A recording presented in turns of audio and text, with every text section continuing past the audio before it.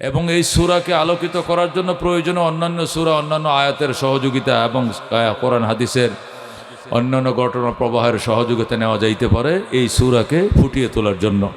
এবং এই সূরার দ্বারা আল্লাহ তাআলা যে বিষয়বস্তুটা উম্মতকে বোঝানোর চেষ্টা করছেন, তার বান্দা বান্দীদেরকে মূল বিষয়টা বান্দাদেরকে বুঝিয়ে দেওয়া, যে এই সূরার দ্বারা আল্লাহ বুঝাইতে চাইছেন কি, এবং আমাদের এখান থেকে কোন বুঝ নিয়ে দেওয়ার দরকার, কি বুঝ আমাদেরকে এখান থেকে নিতে হবে, তিনি কি বলতে চাচ্ছেন সেটা আমাদের এখান থেকে নিতে হবে। কতক্ষণ ঠিক কিনা?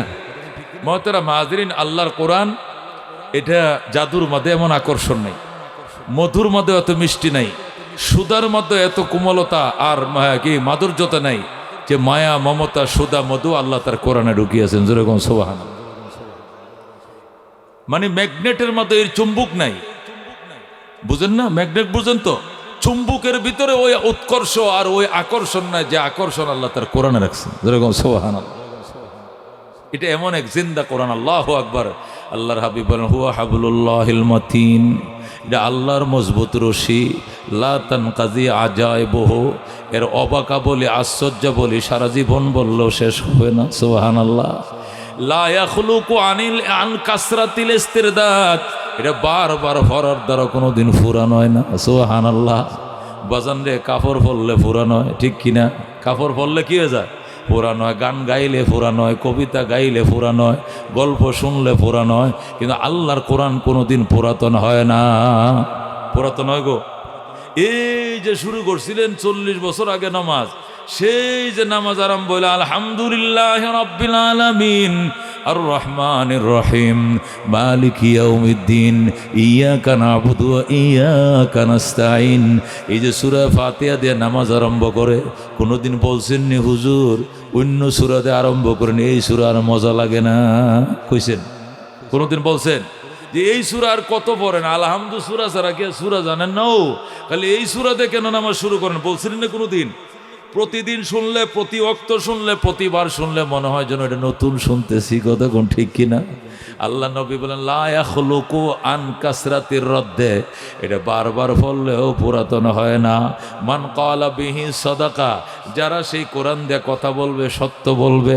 ওয়া মান আমিলা বিহি ইহতাদা, আর যারা আমল করবে ডাইরেক্ট হেদায়েতের গ্যারান্টি আছে। যেরকম সুবহানাল্লাহ।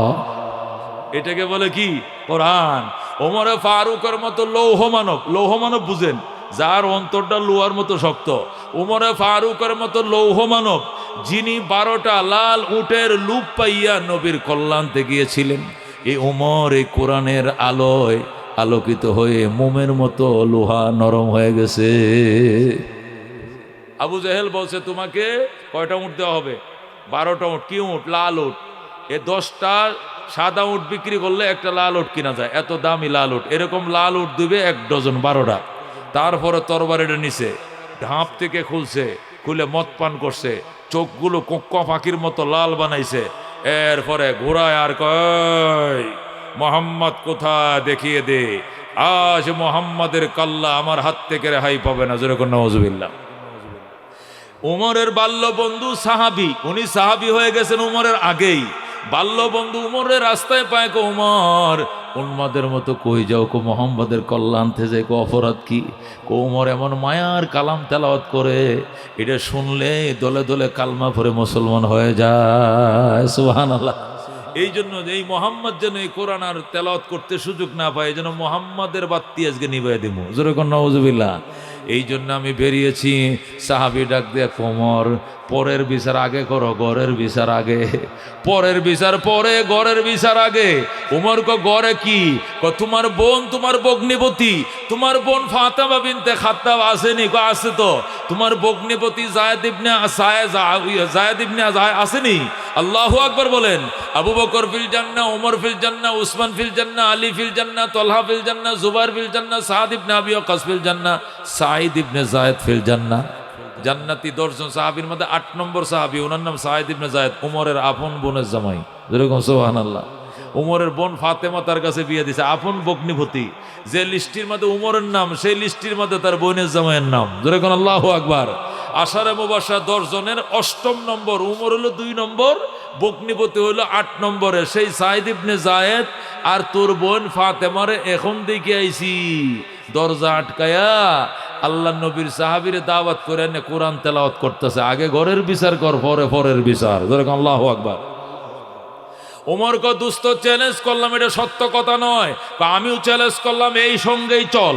সঙ্গে সঙ্গে ওমরকে নিয়ে ঘরে আইসাম আল্লাহু আকবার, দরজার ফাঁক দিয়ে কান লাগায় শুনে মধুর কণ্ঠে ফাতেমা কোরআন তেলাওয়াত করে। হযরতে ফাতেমা যখন কোরআন তেলাওয়াত করেন, ওমর কান লাগাইছে বেড়ার সাথে, সেও এমনভাবে কেলাওয়াত শুনতেছে মনে হয় যেন চুম্বুকে ভিতর দিয়ে টানতেছে। যেরকম আল্লাহু আকবার। ওমর কোরআনের আকর্ষে উৎকর্ষে দেওয়ানা হয়ে গেছে, উন্মাদ হয়ে গেছে। ডাক দেখা, ফাতেমা রে ফাতেমা, দরজাটা খুল, আল্লাহর কোরআন কিনারে বইসে শুনতে দে, শুনতে দে। বলেন আল্লাহু আকবার। ফাতেমা ডাক দেখো, ভাইয়া তুমি লৌহ মানব, তুমি আমার বাইল দিতেছো, তুমি তো কোরআন শোনার জন্য না, তুমি আমার মারার জন্য কইতেছো। আমি দরজা খুলুম না, আমি দরজা খুলবো না, তুমি আমারে মারবা। মারুম না, দরজাটা খুল, মায়ার কালাম আমারে পাশে বসে শুনতে দে। সুবহানাল্লাহ। মনের মাঝে শুধু এই বেদনা, আসবে কবে সেই সূর্য সেনা, যারা করবে জারি কোরআনে যে ধরায়, যারা করবে জারি কোরআনে যে ধরায়, যাদের অভাবে আজ এই হতাশাম পূরণ করিবে যারা, জাতির আসাম তাদেরই পথ চেয়ে আমি অসহায়, করব জারি কোরআনে যে ধরায়, যারা করবে জারি কোরআনে যে ধরায়। জোরে কোন মারহাবা। হযরত ওমর ডাক দেয়া কয়, আমি তোর খোদার কসম খায় বলছি ফাতেমা, আমার ঘরে ঢুকতে দে। আসছিলাম তোরে মারার জন্য, কিন্তু নিয়ত ঘুরায় ফেলাইছি।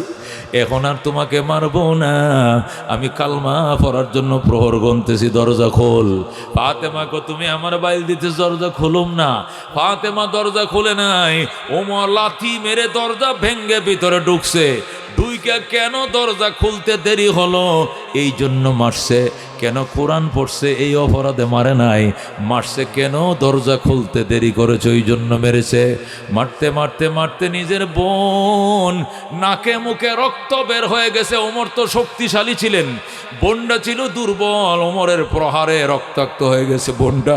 আর বোনের জামাই ঘরের কোনারে ফাটির ভিতরে লুকাইছে। ফাটি আছে না, মুক্তা ফাটি, হুগলা ফাটি বটাইয়া এর ঘরের কোনার মধ্যে ফাটির ভিতরে এইভাবে লুকায় রয়েছে। হযরতে সাঈদ ইবনে যায়েদ আর নবীর আরেক সাহাবী যিনি ওদেরকে কোরআন পড়াইতেছিল, ওরা ঘরের কোনায় লুকায় রয়েছে। ওমর নিজের বোনকে মারতে মারতে রক্তাক্ত করে ফেলছে। বোনটা যখন দাঁতি লেগে গেছে, দাঁতে দাঁতে খিল লেগে গেছে, জামি লেগে গেছে, তখন ওমরের হুঁশ ফিরে আইছে। এখন বোনের দেইগা খান্দে, বোন ওঠ ওঠ। বোন তো উঠে না। ওমর কুয়ার থেকে পানি উঠায়া বোনের মাথায় ঢালে। আল্লাহু আকবার। অনেকক্ষণ নিজের বোনকে পানি ঢালার পর ফাতেমার জ্ঞান ফিরে আসছে। ফাতেমা ছায়া দেখে নিজের পাষাণ্ড ভাই নিজেকে ইচ্ছা মতো মেরে রক্তাক্ত করার পর আবার পানি ঢালে। ফাতেমা ডাক দেখো, ভাইয়া আমার মা যে পেটে তোমাকে ধারণ করেছিলেন, এই পেটেই তো আমিও ছিলাম, আমি তোমার সহোদর বা বোন, তুমি আমাকে এইভাবে মারলা, তোমাকে তোমার মায়া লাগলো না? তোমার কি কোনো মায়াও লাগে নাই? তুমি আমার এইভাবে মারছো, ঠিক আছে আমি ছোট বোন মারতে পারো, কিন্তু বগ্নিপতিকে দুনিয়ার মানুষ মারে না। বোনের জামার গায়ে কেন তুমি হাত তুললা? তোমার বয়ে ঘরের কোনায় লুকাইছে, সেখানে তুমি মারছো। ভাইয়া তুমি এত বড় লৌহ মানব কেমনে হইলাম? ওমর ডাক দেখো, বোন কোরআন পড়ার অপরাধে মারি নাই, কোরআন শুনতে কিনারে বসে কোরআন শুনতে দিলে না কেন, দরজাটা খুললে না কেন, এই জন্য আমি মারছি। আল্লাহু আকবার। বোন তুই আমারে মায়ার কালাম আরেকবার শোনা, তুই আরেকবার আমার কালাম শোনা। বোন ডাক দেখো, ভাইয়া শোনো।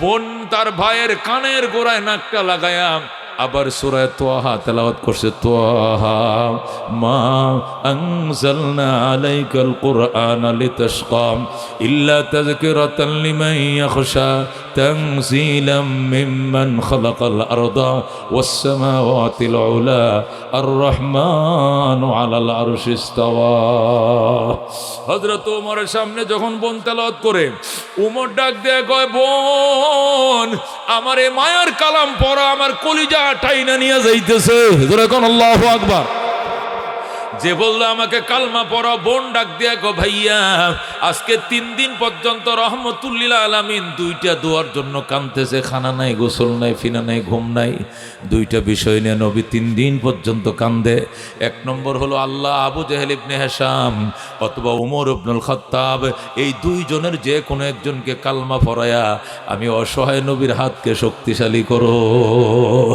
আল্লাহ নবীর দোয়া তোমার ব্যাপারে আল্লাহ কবুল করে ফেলাইছে ভাইয়া আমি কেন কালমা পড়াবো তোমাকে নবীর কাছে নিয়ে যাইবো তুমি চলো বলেন আল্লাহু আকবার হযরত ওমরকে নিজের বোন ফাতেমা নবীজির কাছে নিয়ে চললো নবীজিকে ঘেরাও দিয়া বৈশা রয়েছে সাহাবায়ে কেরাম 38 জন সাহাবী মুসলমান হইছে এর 39 জন সাহাবী মুসলমান হইছে 12 জন নারী মুসলমান 39 জন পুরুষ মুসলমান 40তম মুসলমান ছিলেন হযরত ওমর সুবহানাল্লাহ 39 জন সাহাবী একটা ঘরের ভিতরে রাসূলকে পাহারা দিতেছে রাসূল তাদেরকে কোরআন পড়াইতেছে আর 39তম সাহাবী হযরত আমির হামজা রাদিয়াল্লাহু তাআলা আনহু উনি গেটের মধ্যে পাহারাদার ছিলেন যেন কেউ ঢুকতে না পারে নবীজির কাছে গোয়েন্দারা সংবাদ পৌঁছাইছে নবী গো আপনার কল্লা কাটার জন্য ওমর বের হয়ে গেছে নিজেরে সেভ করেন এই জন্য সাহাবায়ে কেরাম নবীকে সেভ করে নিয়ে বইসা রইছে গেটের মধ্যে দরজার মধ্যে সশস্ত্র পাহারা বইছে হযরত আমির হামজা জোরে আল্লাহু আকবার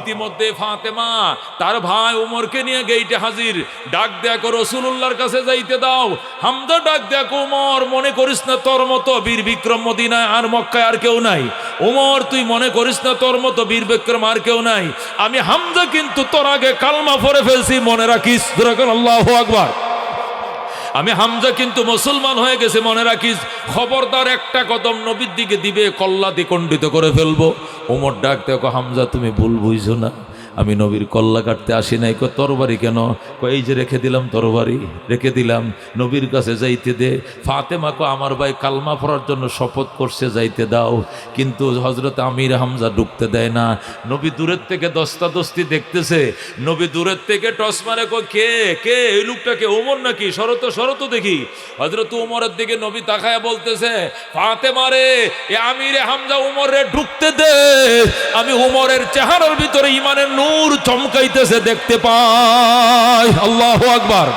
ওমরের কপালে নূর চমকাইতেছে দেখতে পাই ওমরকে ঢুকতে দাও ওমরকে আমির হামজা ঢুকতে দিলেন ওমর তরবারে ডারাইখা ঠিক আছে এখানে রাখলাম আমি গেলাম তরবারে ডারাইখা ওমর ঢুকে আল্লাহর হাবিবের কদমের মধ্যে ফইরা ছায়াই রয়েছে নবীর দিকে নবী কয় ওমর রে 3 দিন পর্যন্ত আমার খানা নাই গোসল নাই ঘুম নাই আয় বাবা তোর লয়ে খানা খাই ওমর ডাক দেখো ইয়া রাসূলুল্লাহ হাবিব আল্লাহ আপনার চেহারাটা ছায়া লই এত নূর এই চেহারা আগে তো আমি খেয়াল করে দেখি নাই এত নূর এই চেহারা আগে আমি বুঝি নাই আমি বুঝলে আরো অনেক আগেই কালমা পড়ে মুসলমান হয়ে যাইতাম হায় আমি পিছিয়ে গেলাম নবী গো খানা পরে খাবো আগে কে আপনাকে গালি দিয়েছে কে আপনাকে অপমান করছে এদের নামটা কোন যে তরবারি দিয়ে আপনার মাথা কাটতে আসছিলাম ওই তরবারি দিয়ে ওদের কল্লা দ্বিখণ্ডিত করে ফেলবো নবী ডাক দেখো ওমর পাগলামি করো না যে যেখানে অপরাধ করছে আমি সেখানেই তাকে হেদায়েতের জন্য দোয়া করে মাফ করে দিয়েছি আল্লাহু আকবার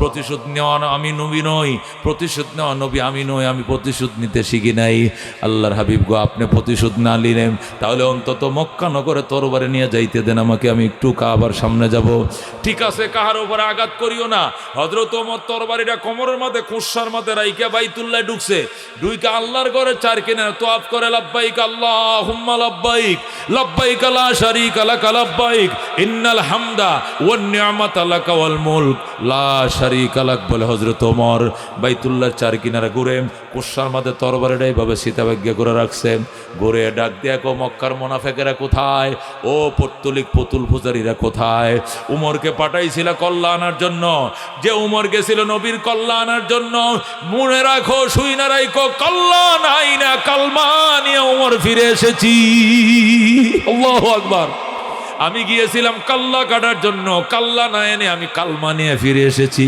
আমি মুসলমান হয়ে গেছি। আজকে থেকে সাবধান করে দিলাম, ইসলাম আজকে থেকে ওপেন হয়ে গেছে, ইসলাম আর গোপন থাকবে না, ইসলাম আজকে থেকে ওপেন। আজকে থেকে মুসলমান প্রকাশ্যে মুসলমান পরিচয় দিবে, প্রকাশ্যে নামাজ পড়বে, প্রকাশ্যে কালমা পড়বে। আজকে থেকে আর ইসলাম কোনো গোপন নাই। যদি কোনো মুসলমানের উপর আঘাত করার সাহস থাকে, তাহলে নিজের বিবির থেকে বিদায় নিয়ে আইসো, কারণ তোমার বিবি বিধবা হওয়ার সম্ভাবনা আছে। সন্তান থেকে বিদায় নিয়ে আইসো, তোমার সন্তান এতিম হওয়ার সম্ভাবনা আছে। মা বাবার থেকে বিদায় আইনো, মা বাবা সন্তান হারা হওয়ার সম্ভাবনা আছে। যেরকম আল্লাহু আকবার। এইভাবে হযরত ওমর হুঙ্কার দিয়া আল্লাহ নবীর কিনারে এসে বসলেন। এই দিক দিয়ে আরবের মধ্যে তাচ্ছর শুরু হয়ে গেছে, চাঞ্চল্য পরিস্থিতি হয়ে গেছে। কি ব্যাপার, কি ব্যাপার? উমরকে 12টা উটের লোভ দিয়ে পাঠাইলাম, উমর নাকি মোহাম্মদের কালমা গ্রহণ করে ফেলেছে। উমরের কি এমন কি ম্যাগনেট, এমন কি চুনবুক, এমন কি উৎকর্ষ উমরকে টেনে নিয়েছে, এটা পরীক্ষা করার জন্য কমিটি গঠন করতে হবে। আবু জেহেল, উতবা, সাইবা 3 সদস্য বেশি কমিটি গঠন করছে। আবু জেহেল হলো আহ্বায়ক, উতবা, সাইবা হলো 2 জন সদস্য। 3 সদস্য বিশিষ্ট কমিটি গঠন হয়েছে। কি কারণে ওমর কালমা পড়ল তদন্ত করতে হবে। আরবরা বলতেছে তদন্ত একটাই। নজর ইবনে হারেস বলছে, আমি তো তত্ত্বমন্ত্রী, আমি যে তত্ত্ব নিয়ে দেখছি ওমরকে ভয় ভীতি দেখায় কালমা পড়ানো হয় নাই। ওমর কোরআনের আকর্ষণে মধু সুদা খায়া কালমা হয়ে পড়ে ফেলাইছে। সুবহানাল্লাহ। এবার আবু জেহেল কথা হলে কোরআনের উৎকর্ষ সম্পর্কে জানতে হবে, তদন্ত কমিটি গঠন করো। কথা হলে আপনি তদন্ত কমিটির আহ্বায়ক, সদস্য সচিব হলো উতবা, সহ সদস্য হলো সাইবা। 3 জন মিলে কমিটি গঠন করে রাত্রিবেলায় নবীজির ঘরের কিনারে যায় মাথা লাগাইছে। যেরকম আল্লাহু আকবার। আল্লাহর হাবিব রাত্রিবেলা আল্লাহ কোরআন পড়তেছে, এই দিক দিয়ে আবু জেহেল, মুসলমান, উতবা আর সাইবা, তারা 3 জন আল্লাহ নবীর ঘরের খেজুর পাতার বেড়ার ফাঁক দিয়ে কান লাগাইছে। নবী তেলাওয়াত করে, আর রহমান আল্লামাল কোরআন খালাকাল ইনসান আল্লামাহুল বায়ান। আল্লাহু আকবার। নবী কোরআন তেলাওয়াত করে আর এরা চোখের পানি দিয়ে বুক বাসায়। আল্লাহু আকবার। যার গায়ে যে কাপড় ছিল চোখের পানিতে ভিজাইছে, কেউ চোখের পানিতে চাদর ভিজাইছে, কেউ সুইটার ভিজাইছে, কেউ পাঞ্জাবি ভিজাইছে, দাঁড়ি বায়া টপ টপ করে পানি পড়ে। অনেকক্ষণ তারা কোরআন তেলাওয়াত শুনছে। শোনার পরে যখন দেখছে ফজরের টাইম হয়ে গেছে, সাহাবীরা নামাজ পড়তে আসবে নবীর কাছে, এই জন্য আস্তে আস্তে তারা সরে 2 পাহাড়ের গুহায় বসছে। 2 পাহাড়ের চিপায় 3 জন বসছে। বইসে আবু জেহেল ডাক দেখো, কেমন লাগছে তোমাদের কাছে বলো। ওরা ডাক দেখো, কেমন লাগছে নি কইতাম। কি কেমন লাগছে দেখেন, বুকের জামা ভিজে গেছে, কেউ বলে সুইটার ভিজে গেছে, কেউ বলে শাল ভিজে গেছে। আবু জেহেল সাহেব আপনি কি মনে করেন? আবু জেহেল ডাক দেখো, আমার অবস্থা উমরের মতো হইছিল, মন চাইছিল বেড়াটা লাথি মেরে ভেঙ্গে নবীর কদমে পরে কালমা পরে মুসলমান হয়ে যায়। কিন্তু তোরা তো আমার লজ্জা দিবে আর বলবে আমাদেরকে গাঙ্গে বাসায়া, আমাদেরকে নদীতে বাসায়া তোমরা টিকেই গেলা, মুসলমান হইলা। লজ্জা দিবে। কাবিল তুন নার আলালাহার, আমি জাহান্নামকে প্রাধান্য দিলাম লজ্জার উপরে। নতুবা ওমরের পরিস্থিতি আমার হয়েছিল, মন চাইছিল বেড়াটা ভেঙ্গে কালমা পরে মুসলমান হয়ে যায়। যেরকম সুবহানাল্লাহ। ওরে দোস্ত, এটা কোরআনের আকর্ষণ, এটাই কোরআনের উৎকর্ষ। আল্লাহ কাযালিকাল কিতাব লা রাইবা ফিহি হুদাল লিল মুত্তাকিন। এটি এমন এক কিতাব যেখানে বিন্দু পরিমাণ সন্দেহ নাই। যাদের ভিতরে তাকওয়ার লালায়িত, যারা তাকওয়ার দলের জন্য বিকারী ব্যতীত, ওদেরকে অবশ্যই হেদায়েত করবে কোরআন। এই জন্য দোস্ত, কোরআনের হেদায়েত পাওয়ার জন্য হেদায়েতের ভিক্ষুক সেজে বসতে হবে। কোরআনের ভিক্ষুক না সাজলে কোনোদিন হেদায়েত দিবে না। আবু বকর অন্য ধর্ম পালন করছে, কিন্তু ভিক্ষা একটাই ছিল, আল্লাহ এর চেয়ে কোনো ভালো ধর্মের সন্ধান পাইলে আমার ওই ধর্ম কবুল করা দিও। ওমর অন্য ধর্ম পালন করছে, মূর্তি পূজার ধর্ম পালন করছে, কিন্তু সবসময় আকাঙ্ক্ষা ছিল আল্লাহ এই মন গড়া ধর্মের থেকে যদি ঐশী কোনো ধর্ম পাই, কোনো ভালো ধর্মের সন্ধান পাই, আমাকে ওই ধর্মের অনুসারী বানায় দিও। এই জন্য তারা হেদায়েত পায় গেছে। কিন্তু আবু জেহেল, উতবা, সাইবা তারা ফাত্তা দেয় নাই। বাতিজার কাছে চাচা যাইব কেন? বাতিজার কাছে চাচাই কি শিখবো? আমি লাগি চাচা, হেতে বাতিজা, বাতিজার কাছে চাচার যাওয়ার কোনো ব্যাপার নয়, এটা যাইব না। এই জন্য তারা নবীর কাছে আসেও নাই, সহবত নেয় নাই, কালমা পড়ার তৌফিক হয় নাই। কথা কোন ঠিক কিনা? এই জন্য দোস্ত কোরআন যখন শুনবো একটা বরমে 10টা নেকি এই হিসাবে শুনবো, মনের ময়লা দূর হবে এই জন্য শুনবো, অন্তর পরিষ্কার হবে এই জন্য শুনবো, ইমান তাজা হবে এই জন্য শুনবো, অন্যকে পৌঁছায় দেওয়ার জন্য শুনবো, এটা যে ডাইরেক্ট হেদায়েতের নিয়তে শুনবো। আল্লাহ আমাদেরকে আমল করার তৌফিক দান করুন, জোরে কোন আমিন। বিসমিল্লাহির রহমানির রহিম। সূরাতুত তাকাসুর, সূরাতুত তাকাসুর, এই সূরার নাম কি? সূরাতুত তাকাসুর। এটা 102 নম্বর সূরা। কয় নম্বর সূরা? কোরআনের কারিমের 114 সূরার মধ্যে এর সিরিয়াল নম্বর কত? 102। কোন এটা সিরিয়াল নম্বর কত? 100। মক্কি সূরার মধ্যে এটা 16 নম্বর সূরা। কিছু সূরা আছে মক্কি, কিছু সূরা আছে কি মদনী। মক্কি সূরা হিসাবে এটা 16 নম্বর সূরা। এই সূরার মধ্যে আয়াত আছে 8টি। কয়টি আয়াত আছে? 8টি আয়াত আছে। রুকু আছে 1টি। সূরাটা নাযিল হয় মক্কা শরীফ। বলেন সূরাটা নাযিল হয় কোথায়? মক্কা শরীফ। এই সূরা নাযিল হওয়ার পরে আল্লাহর হাবিব সাল্লাল্লাহু আলাইহি সাল্লাম বলেছিলেন, আমি তোমাদেরকে কি বলবো ডেলি কমপক্ষে 1000 আয়াত তেলাওয়াত করে ঘুমাইবে? তোমাদেরকে কি বলবো না যে 1000 আয়াত তেলাওয়াত করে ঘুমাবে? সাহাবায়ে কেরাম বলছেন, বলেন হুজুর, বলা তো সহজ, কিন্তু 1000 আয়াত পড়ে ঘুমানো তো বড় কঠিন। 1000 আয়াত ডেলি তেলাওয়াত করে ঘুমানোর তো কম কথা নয়। আর কোরআন শরীফের মধ্যে 6666 আয়াত। 1000 আয়াত পড়া মানে কি? 30 পারার 6 ভাগের 1 ভাগ, মানে 6 পারা পড়া। কমপক্ষে 6 পারার থেকে 6 পারা তেলাওয়াত করে ডেলি ঘুমানো, এটা তো বড় কঠিন। আল্লাহর হাবিব বলেন, আমি কি তোমাদেরকে বলবো ডেলি 1000 আয়াত তেলাওয়াত করে ঘুমানোর জন্য? সাহাবায়ে কেরাম বলছেন, হুজুর বলেন, তবে কঠিন তো। 1000 আয়াত পড়ে তেলাওয়াত করা তো এত সহজ নয়, ঘুমানো এত সহজ নয়। আল্লাহর হাবিব বলেন, সূরা আল হাকুম পড়বা, সূরা তাকাসুর পরে ঘুমাবা। এই সূরা তেলাওয়াত করে ঘুমাইলে তোমার আমল নামায় 1000 আয়াত তেলাওয়াতের সওয়াব লেখা হবে। যেরকম সুবহান। এই সূরা তেলাওয়াত করে ঘুমাইলে কয় হাজার? তাহলে এই যে এই কলেজ পাড়া যুব সমাজ আজকে যে মাহফিলে তাফসিরের আয়োজন করছে, যদি খালি একটা লোক খালি এই সূরাটা ভরে একদিন ঘুমায়, খালি একদিন আমল করে, আর এরা যদি এখানে 1 লক্ষ টাকা খরচ করে, এই 1 লক্ষ টাকা সার্থক হবে, 1 লক্ষ টাকা নাজাতের উসিলা হবে যদি একটা লোক আগামীকালকের থেকে আমল শুরু করে। কথা কোন ঠিক কিনা? এই সূরা পড়লে কত আয়াতের সওয়াব পাবে? এই সূরাটা আলহাকুমুত তাকাসুর হাত্তা যুরতুমুল মাকাবির, কাল্লা সাওফা তা'লামুন সুম্মা কাল্লা সাওফা তা'লামুন, কাল্লা লাউ তা'লামুনা ইলমাল ইয়াকিন লাতারাবুন্নাল জাহিম সুম্মা লাতারাবুন্নাহা আইনাল ইয়াকিন সুম্মা লাতুসআলুন্না ইয়াউমা ইদিন আনিন নাঈম। কয়টা আয়াত হইছে? 3 আর 5 কয়টা আয়াত? এই 8টা আয়াত। এই 8টা আয়াত পড়লে 8 সেকেন্ড লাগবে, 1 মিনিটও লাগবে না। আচ্ছা 1 মিনিটই লাগুক, ধীরে স্বস্তিতে আউযুবিল্লাহ বিসমিল্লাহ সহ এই সূরাটা একবার পড়ে ঘুমাইলে 1000 আয়াত তেলাওয়াত করা সওয়াব। জোরে কোন সুবহানাল্লাহ। এটার সাথে যদি আবার কুল হুয়াল্লাহ একবার পড়লাম, তাহলে হে দিক দিয়ে 10 পারা, এদিক দিয়ে 6 পারা, 16 পারা। জোরে কোন সুবহানাল্লাহ। আর যদি কুল হুয়াল্লাহ আল্লাহ বাসাইলে 3 বারই পড়লাম, তাহলে 30 পারার সাথে 6 পারা 36 পারা তেলাওয়াতের সওয়াব হবে। জোরে কোন সুবহানাল্লাহ। এটাকে কোনো কঠিন? কোন এটাকে কোনো কঠিন? ইসলাম বুঝা কঠিন, আমল সহজ। কোন ইসলাম বুঝা কঠিন, আমল সহজ। দুনিয়া বুঝা সহজ, কিন্তু করা কঠিন। দুনিয়া বুঝা সহজ, এখানে জমিন লাগাইলে দান হয়ে যাব, ব্যবসা করলে লাভ হয়ে যাব, কিন্তু কইরা দেখো ব্যবসা, লাগায় দেখো জমিন, কঠিন। কথা কোন ঠিক কিনা? দুনিয়া বুঝা সহজ, করা কঠিন, কিন্তু ইসলাম বুঝা কঠিন, করা সহজ। কথা কোন ঠিক কিনা? ইসলামের কাজ করা সহজ। আপনি দাড়ি রাখবেন, এটা সহজ। দাড়ি কাটবেন না, প্রতি সপ্তাহ শেভ করলে 100 টাকা খরচ, সপ্তাহ 400 টাকা খালি শেভ লাগে।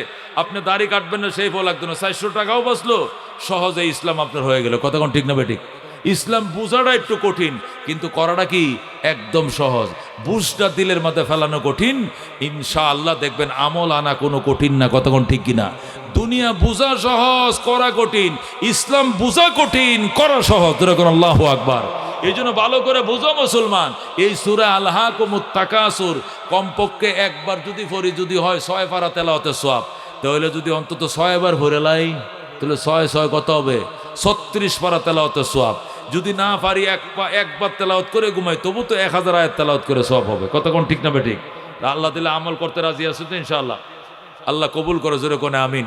আর ভূমিকায় সময় না দিয়ে ভিতরে ঢুকি। আল্লাহ বলেন, আল্লাহ হাকুমুত তাকাসুর, আল্লাহ কুম, আল্লাহ কুম আত্তাকাসুর। আল্লাহ কুম এক শব্দ, আত্তাকাসুর কি আরেক শব্দ। আল্লাহ বলেন আল্লাহ কুম, তোমাদেরকে উদাসীন করেছে, তোমাদেরকে গাফেল করেছে, তোমাদেরকে ধ্বংস করে দিয়েছে কিসে?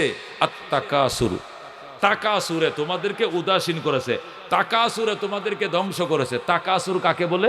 তাফসিরে লেখে আত্তাফাখুরু বিল আমওয়ালে ওয়াল আওলাদে ওয়ার রিজাল। তাকাসুর শব্দের অর্থ হলো প্রাচুর্যতা। কোন তাকাসুর শব্দের অর্থ কি? আত্তাফাখুরু, পরস্পরে গর্ব করা, প্রাচুর্যতার অহংকার করা। কিসের প্রাচুর্যতার অহংকার? কিসের প্রাচুর্যতা? সম্পদের প্রাচুর্যতা, সম্মানের প্রাচুর্যতা, ক্ষমতার প্রাচুর্যতা, যৌবনের প্রাচুর্যতা, ক্ষমতার প্রাচুর্যতা, অর্থের প্রাচুর্যতা, যুব সমাজের প্রাচুর্যতা। ওই আমার সিনস, আমার 60টা ফোলা। কটা ফোলা? 60টা লাঠি লইলে চেয়ারম্যান টেমনে কালিয়া ইউনিয়নের চেয়ারম্যান বাইরিয়া থান থান বানাইলে, কসুয়া ইউনিয়নের চেয়ারম্যান মেম্বারের টাইম নেই আমার ফোলাবানের সামনে আমার এ তেগরা তেগরা হ্যান্ডসেন 60টা ফোলা এক বাপের ঘরে সিনোস মুরে। আল্লাহ কই এই দিয়ে এদেরকে ধ্বংস করছে। ক্ষমতার মোহ, আত্তাকাসুর মানে আত্তাফাখুরু বিল আওলাদ ওয়াল আমওয়াল ওয়ার রিজাল। তাফসিরে রুহুল বয়ান, রুহুল মানি খুলে দেখেন, প্রত্যেকটা তাফসিরে জালালাইনের মধ্যে এটাই লেখা আছে আত্তাফাখুরু বিল আমওয়াল, সম্পদের প্রাচুর্যতা। আমার সাথে তোর যায়, আমার সাথে তোর যায়, তুই যে আমার সাথে কথা কোস, কত বড় সাহস। সখীপুর বাজার একটা বাসা আছে আমার, 60 তলা। টাঙ্গাইল শহর একটা আছে, ঢাকাও জায়গা কিনছি, বেগম পাড়াও কেনার জন্য কন্ট্যাক্ট করে লেছি, বিদেশে আমি জায়গা কিনবো। আমার সাথে তোরা চলস, কথা বলস, এটা তো বড় দুঃসাহসের ব্যাপার। ঘটনা কি? তুই আমার চিনস?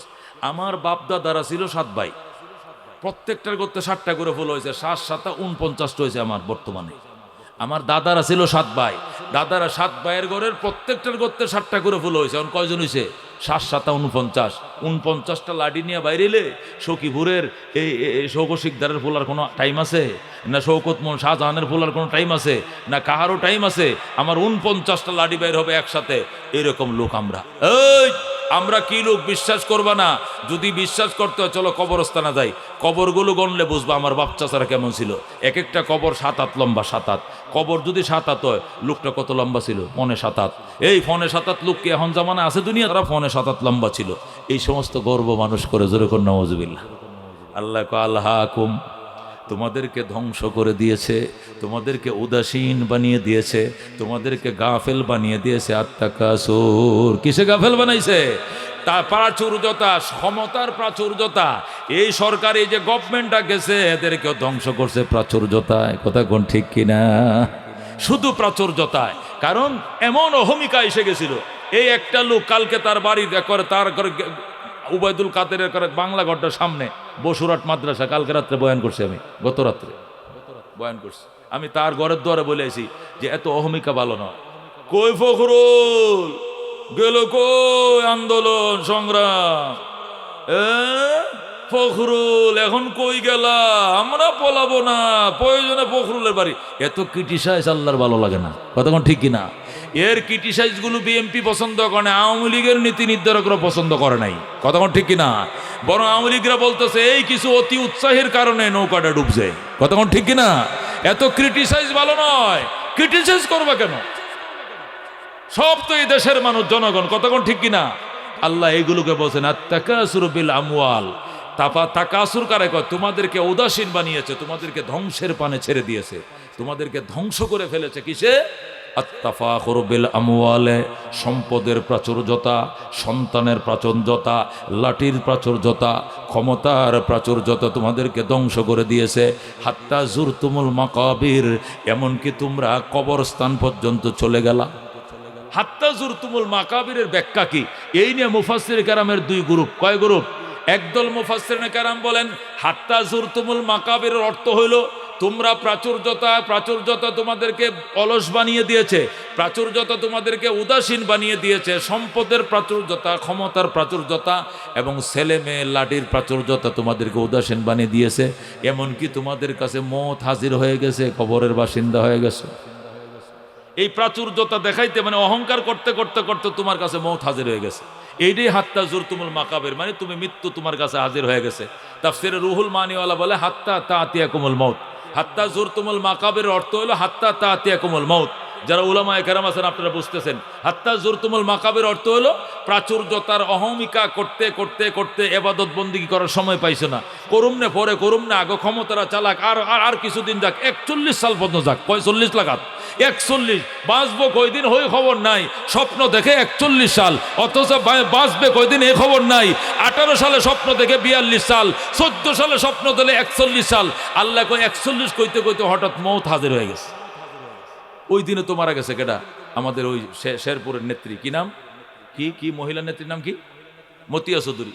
এরাও তো এই দলের লোক ছিল, কতক্ষণ ঠিক কিনা? হাত্তা জুরতুমুল মাকাবির, প্রাচুর্যতার ক্ষমতার লড়াই করতে করতে ইবাদতের সময় পাও না, এমনকি হঠাৎ করে মৃত্যু হাজির হয়ে গেছে, কবরের বাসিন্দা হয়ে গেছে। হাত্তা জুরতুমুল মাকাবির অর্থ হলো হাত্তা তাতিয়াকুল মউত, তোমার কাছে মরণ এসে গেল। প্রাচুর্যতা করতে করতে ইবাদত বন্দেগী, খোদা রসুল চিনার সময় পাও নাই, মানুষের সাথে শুধু খালি কি করছো, এই অহমিকার গল্প করতে করতে করতে মরণ হাজির হয়ে গেছে। এখন হায় হায় হায় হায়, কিছুই তো করতে পারলাম না, জীবন তো গুছাইতে পারলাম না, এখন খালি হাতে কবরে যেতে পারলাম। হ্যাঁ, খালি হাতে যাইতে, সময় তো নেও নাই তুমি, সময় তো তুমি নাও নাই, সময় তো তুমি কাজে লাগাও নাই। এইটা হাত্তা জুরতুমুল মাকাবির এক ব্যাখ্যা। আরেক ব্যাখ্যা হলো হাত্তা জুরতুমুল মাকাবির, প্রাচুর্যতার অহমিকায় তোমাদেরকে উদাসীন করে, এমন উদাসীন করেছে, এমন কি এই তুমি প্রাচুর্যতার গর্ব করতে করতে করতে করতে কবর পর্যন্ত গেছে। মানে জিন্দাদেরকে তো দেখাইছো, আমার বড় ভাই একটা হলো এসপি, ছোট ভাই একটা হলো ওসি, আমি আসিলাম রিটায়ার্ড পারসন সোনালী ব্যাংকের কি জিএম ছিলাম সোনালী ব্যাংকের। এরপরে আমার ছোট ছেলেটা এমপি, বড় ছেলেটা সাবেক সচিব। এইগুলো গনতে গনতে এডি তো হলো জিন্দার। এরপরে কবর আসেন, এদিকে আসেন, আমার সাথে আসেন, পরে কবর লেগেছে। এটা আমার বাবার কবর, দেখেন তো লোকটা কত লম্বা। এই লোকটা ব্রিটিশ পিরিয়ডে, এই ব্রিটিশ পিরিয়ডের লোকটা কি ছিল, বিএ ফার্স্ট ছিল এবং কলেজ টিচার ছিল। এই যে হলো আমার সেজু চাচার কবর, এইটা হলো আমার মেজু চাপার কবর। এমন কি সে দুনিয়ার প্রাচুর্যতা দেখাইতে শেষ হয় নাই, কবরে যায়, কবর গনে গনে গনে দেখা, এটা আমার চাচার কবর, এটা আমার দাদার কবর, আমার দাদার ছোট ভাই ছিল না, এটার কবর হলো এটার ছোট আরেকটা ছিল না, এটার কবর হলো ওইটা, এর ছোট আরেকটা ছিল না, এটা মনে করেন 9 হাত লম্বা ছিল, এটার কবরটা হলো ফাঁসেরটা। এই যে লম্বাটা দেখতেছেন, জিন্দাকে নিয়ে অহংকার করতে করতে শেষ হয় নাই, শেষে সে মুর্দাকে নিয়ে অহংকার শুরু করে দিয়েছে। এই হলো মানুষের প্রাচুর্যতার কি গম্ভীর্যতা। আল্লাহু আকবার। আল্লাহ কো আলহাকুম, তোমাদেরকে উদাসীন বানিয়ে দিয়েছে। আর তাকাসুর, প্রাচুর্যতা, কিসের প্রাচুর্যতা? সম্পদের প্রাচুর্যতা, সন্তানের প্রাচুর্যতা, লাঠির প্রাচুর্যতা, ক্ষমতার প্রাচুর্যতা। জোরে কোন নাউজুবিল্লাহ। অথচ হযরত ওমর রাদিয়াল্লাহু তাআলা আনহু, ও মুসলমান, অর্ধেকটা জাহানের বাদশা ছিলেন, অথচ বলতেন আল্লাহ আমার শাসন এরিয়া 2,55,00,000 বর্গ মাইল। এই এরিয়ার ভিতরে যদি কোনো কুকুর না খায় ঘুমায়, কোনো শুয়োরের উপরে অন্য বানর আক্রমণ করে, বানরের উপরে শুয়োর আক্রমণ করে, একটা পশু যদি নির্যাতিত হয়, আমি ওমর তোমার দরবারে জবাবদিহিতা করতে হবে। এই জন্য আল্লাহ তোমার কাছে ক্ষমা চাই, আল্লাহ তোমার বিধান তোমার জমিনে চালু করার ক্ষমতা দাও। শুকরিয়া তোমার, আমার শাসন আমলে মহিলারা রাতের অন্ধকারেও দুধের মধ্যে পানি দিতে সাহস পায় না। আল্লাহ। মুসলমান উমর মদিনায় শুয়ে রয়েছে, 1,500 কিলোমিটার পশ্চিমে, ও আফ্রিকার জঙ্গল থেকে হরিণ আর সিংহ নদীর ঘাটে এসে পানি পান করার জন্য। সিংহ ওইদিকে যায়, হরিণ ওইদিকে যায়। হরিণ ডাক দিয়ে, মামা, আগে আপনাদের অত্যাচারে জঙ্গলে থাকতে পারি নাই, এখন আপনারা এত পরহেজগার কেমনে হইলেন? এখন তো আমগোর দিকে তাকানো না, ঘটনা রাখি। সিংহ ডাক দেখো, বাগিনা কথা কম হযরতে উমরের শাসন চলছে, এখানে মানুষ দূরের কথা, একটা পশুর উপরে বৈষম্য উমর মেনে নিবে না। সাম্য কাকে বলে, সাম্য কাকে বলে উমর দেখায় দিস। क्या नजरते जिसने मुर्दों को मसीहा कर दिया, दिल को रोशन कर दिया, आँखों को बीना कर दिया, खुद न तेजो राह पर औरों के हादी बन गए। क्या नजरते जिसने मुर्दों को मसीहा कर दिया, दिल को रोशन कर दिया, आँखों को बीना कर दिया। सुभान আল্লাহ বলেন তোমাদেরকে প্রাচুর্যতায় ধ্বংস করে দিয়েছে। হযরত ওমর বাদশা ছিলেন, শেখ হাসিনা কত দেশের বাদশা ছিলেন, খালেদা জিয়া কত বড় দেশের বাদশা ছিলেন, এরশাদ কত বড় দেশের প্রেসিডেন্ট ছিলেন, 1,55,000 বর্গ মাইল, ছোট্ট দেশ, কথা কোন ঠিক কিনা? বাংলাদেশ শব্দটা লেখা যায় না, জায়গা কলকাতা, তালিবস্য জায়গা বার্মা, কথা কোন ঠিক কিনা? মানচিত্রের উপরে নামটা পর্যন্ত লেখা যায় না, এত ছোট দেশ। এটার প্রাচুর্যতা তোমার এত বাড়ছে রে বন্ধু, মানুষকে মানুষ মনে করো নাই। অথচ ওমরের রাষ্ট্র ছিল 2,55,00,000 বর্গ মাইল, মানে অর্ধেকটা দুনিয়া। সুবহানাল্লাহ। এরপরে ওমর কি করতে জানেন? চিঠি লেখছে, এই ইহুদি জেরুজালেম কর্তৃপক্ষ, আমি ওমর ইবনুল খাত্তাব বলছি, মক্কা মদিনা নিয়ন্ত্রণ করি, অর্ধেক দুনিয়া নিয়ন্ত্রণ আল্লাহ আমারে দিয়ে করায়, কিন্তু বাইতুল মুকাদ্দাসটা তোমাদের হাতে, এটা আমি মেনে নিতে পারছি না। তোমরা কি বাইতুল মুকাদ্দাস স্বেচ্ছায় দিয়ে দিবা, নাকি আমাকে অ্যাকশনে যেতে হবে? ইহুদিরা লেখছে, ওমর কোনো অ্যাকশন কিছু লাগতো না, তুমি অ্যাকশন করে এত দেশ চালাও নাই, শুধু তুমি কেমন মায়ের সন্তান একটু দেখতে মন চায়, দয়া করে উটের ফিটে সোয়ার হয়ে যা আমগো দেশে আইতে দেরি হইতো, দেশটা আপনার হাতে তুলে দিতে দেরি করতাম না। অত উমর গোলাম নিয়ে রওনা করছে, গোলাম উট রেডি করছে, উমর উটের ফিটের উপর উঠে বইছে, গোলাম লেগাম ধরে টানে যাইতেছে, 3 মাইল গেছে, যাওয়ার পর উমর ডাক, দেখো গোলাম, এবার তুমি উটের ফিটে উঠো, অর্ধেক জাহানের বাদশা লেগাম ধরে টানবে। 3 মাইল গেছে, গোলামে টানে, উমরে বসে। এরপরে 3 মাইল যাওয়ার পরে উমর লাফতে নামছে, নাইমে কয় এবার গোলাম বসবে, উমরে টানবে। আল্লাহু আকবার। অর্ধেক জাহানের বাদশা উটের লেগাম ধরে টানে, গোলাম বসে রয়েছে, গোলাম কলা ইলাহা ইল্লা আনতা সুবহানাকা ইন্নী কুনতু মিনাজ জালিমিন। ইয়া আল্লাহ, আমার উপর আসমান ভাঙ্গে ফালায়ও না, ঠাডা ফালায়ও না আল্লাহ। অর্ধেক জাহানের বাদশা লেগাম টানে, আমি বসে রয়েছি, জোরে কোন আল্লাহু আকবার। ওমর কয়, গোলাম তুমি কি কিছু বলছো নাকি? কয় না স্যার, কিছু বলছি না। না কি দোয়া পড়তেছো? কয় দোয়া ইউনুস পড়তেছি। কারণটা কি? কয় ঠাডা ভরবো আমার মাথায়, অর্ধেক জাহানের বাদশায় লেগাম টানে, আর আমি বসে রয়েছি, আসমান ভাঙ্গে ভরে কিনা, আমি এই দিক তাকাই আর দোয়া ইউনুস পড়তেছি। ওমর কয়, কথা কম কো বেটা, তোর কবরে তুই যাবি, আমার কবরে আমি যাবো, তোর কবরে তুই যাবি, আমার কবরে আমি যাব, তোর জবাব তুই দিবি, আমার জবাব আমি দিব। আল্লাহ যদি হাসরে জিজ্ঞাসা করে, উমর যে রক্ত মাংস দিয়ে তোরে বানাইছিলাম, গোলাম রে এই রক্ত মাংস দিয়ে বানাইছিলাম, শান্তি শুধু তোমার একার দরকার ছিল, গোলামের কি দরকার ছিল না? তখন আমি জবাব দিতে পারবো না। এই জন্য 3 মাইল তুমি টানবা, আমি বসবো, পরের 3 মাইল আমি টানবো, তুমি বসবা। যেরকম আল্লাহু আকবার। এইভাবে পালা বদল করে করে চলছে রওনা। যাইতে যাইতে একদম জেরুজালেম পৌঁছার আগের যে একবার লাস্টের যে সিরিয়াল, এই সিরিয়ালটা দোয়া ইউনুস পড়তেছে, গোলামে আল্লাহ আমার সিরিয়াল যেন আহে, আমি টানি, উমর যেন বইসা থাকে। কিন্তু যায় দেখে সিরিয়াল আইছে, উমরে টানবে, গোলামে বসবে। কমসে কি বিপদে পড়ছে গোলাম। এখন গোলাম কো, হুজুর রাস্তা পর আপনি টানছেন, কেউ দেখে নাই, কেডা গোলাম কেডা মনিব কেউ চিনে নাই, কিন্তু এখন তো সবাই চিনবো, কারণ আপনার মাথায় ফুল দেওয়ার জন্য, আপনার গলায় মালা ভরানোর জন্য কত লোক দাঁড়ায় রয়েছে, উষ্ণ সম্বর্ধনা জানাবে। এই মুহূর্তে সিরিয়াল আপনার আসছে, দয়া করে আপনি সিরিয়ালটা আমাকে দেন, আমি স্বেচ্ছায় টানি, আপনি বসেন। যাওয়ার টাইমে রাস্তার মধ্যে মরুভূমিতে আপনি ডবল টাইম নেন, কিন্তু এইটা আমার টানতে দেন। গোলাম উমর কয়, চুপ! রাহমাতুল্লিল আলামিন আমাদেরকে সাম্য শিখাইছে, মানবিক মর্যাদা শিখাইছে, ন্যায় বিচার শিখাইছে, এটা নবী আমগরে শিখাইছে, এটা কোনোদিন ভুল করব না। যেরকম সুবহানাল্লাহ। সিরিয়াল আসছে, উমর টানবে, উমরে টানবে, গোলাম বসবে, কোনো অসুবিধা নাই। এখন উমরের রশিদুরে টানে, গোলাম বয়ে রয়েছে। এখন ইহুদি জেরুজালেম কর্তৃপক্ষ ফাইল পত্র কাগজপত্র সব লই আইছে, আয়া গোলামরে বোঝায়, কয় ও আমিরুল মুমিনিন ধরেন, মালাটা পরেন। মালা পরায় গোলামরে, গোলাম ক বাবা ফাও ধরে, আমি না অর্ধেক জানের বাসা, উনারে ভরান, উনি কেটা? কই যে লাগাম টানতাছে, জোরে কোন আল্লাহু আকবার। ইহুদিরা জিজ্ঞাসা করে, আপনি নি খলিফাতুল মুসলিমিন? ওমর কয়, ইউকালু, লোকেরা তো কয়, জোরে কোন আল্লাহু আকবার। তাহলে আপনি লাগাম ধরে টানেন কেন? এটা কি আপনি ছেলে নি, রাজপুত্র নি? এটা হাঁটতে পারে না, রাজার ফুলা আইসে এই দেশে, আমগো দেশে বেড়াইতো, কই কেডাই গেছে রাজার ফুলা বেড়া, এটা আমার টেয়া দেখি না গোলাম, ঠাকার কিনা গোলাম, তো সে বৈশা রয়েছে, আপনি টানেন কেন? এরও তো শান্তির দরকার আছে। আগের মঞ্জিল সে টানছে, এই মঞ্জিল উমর টানবে।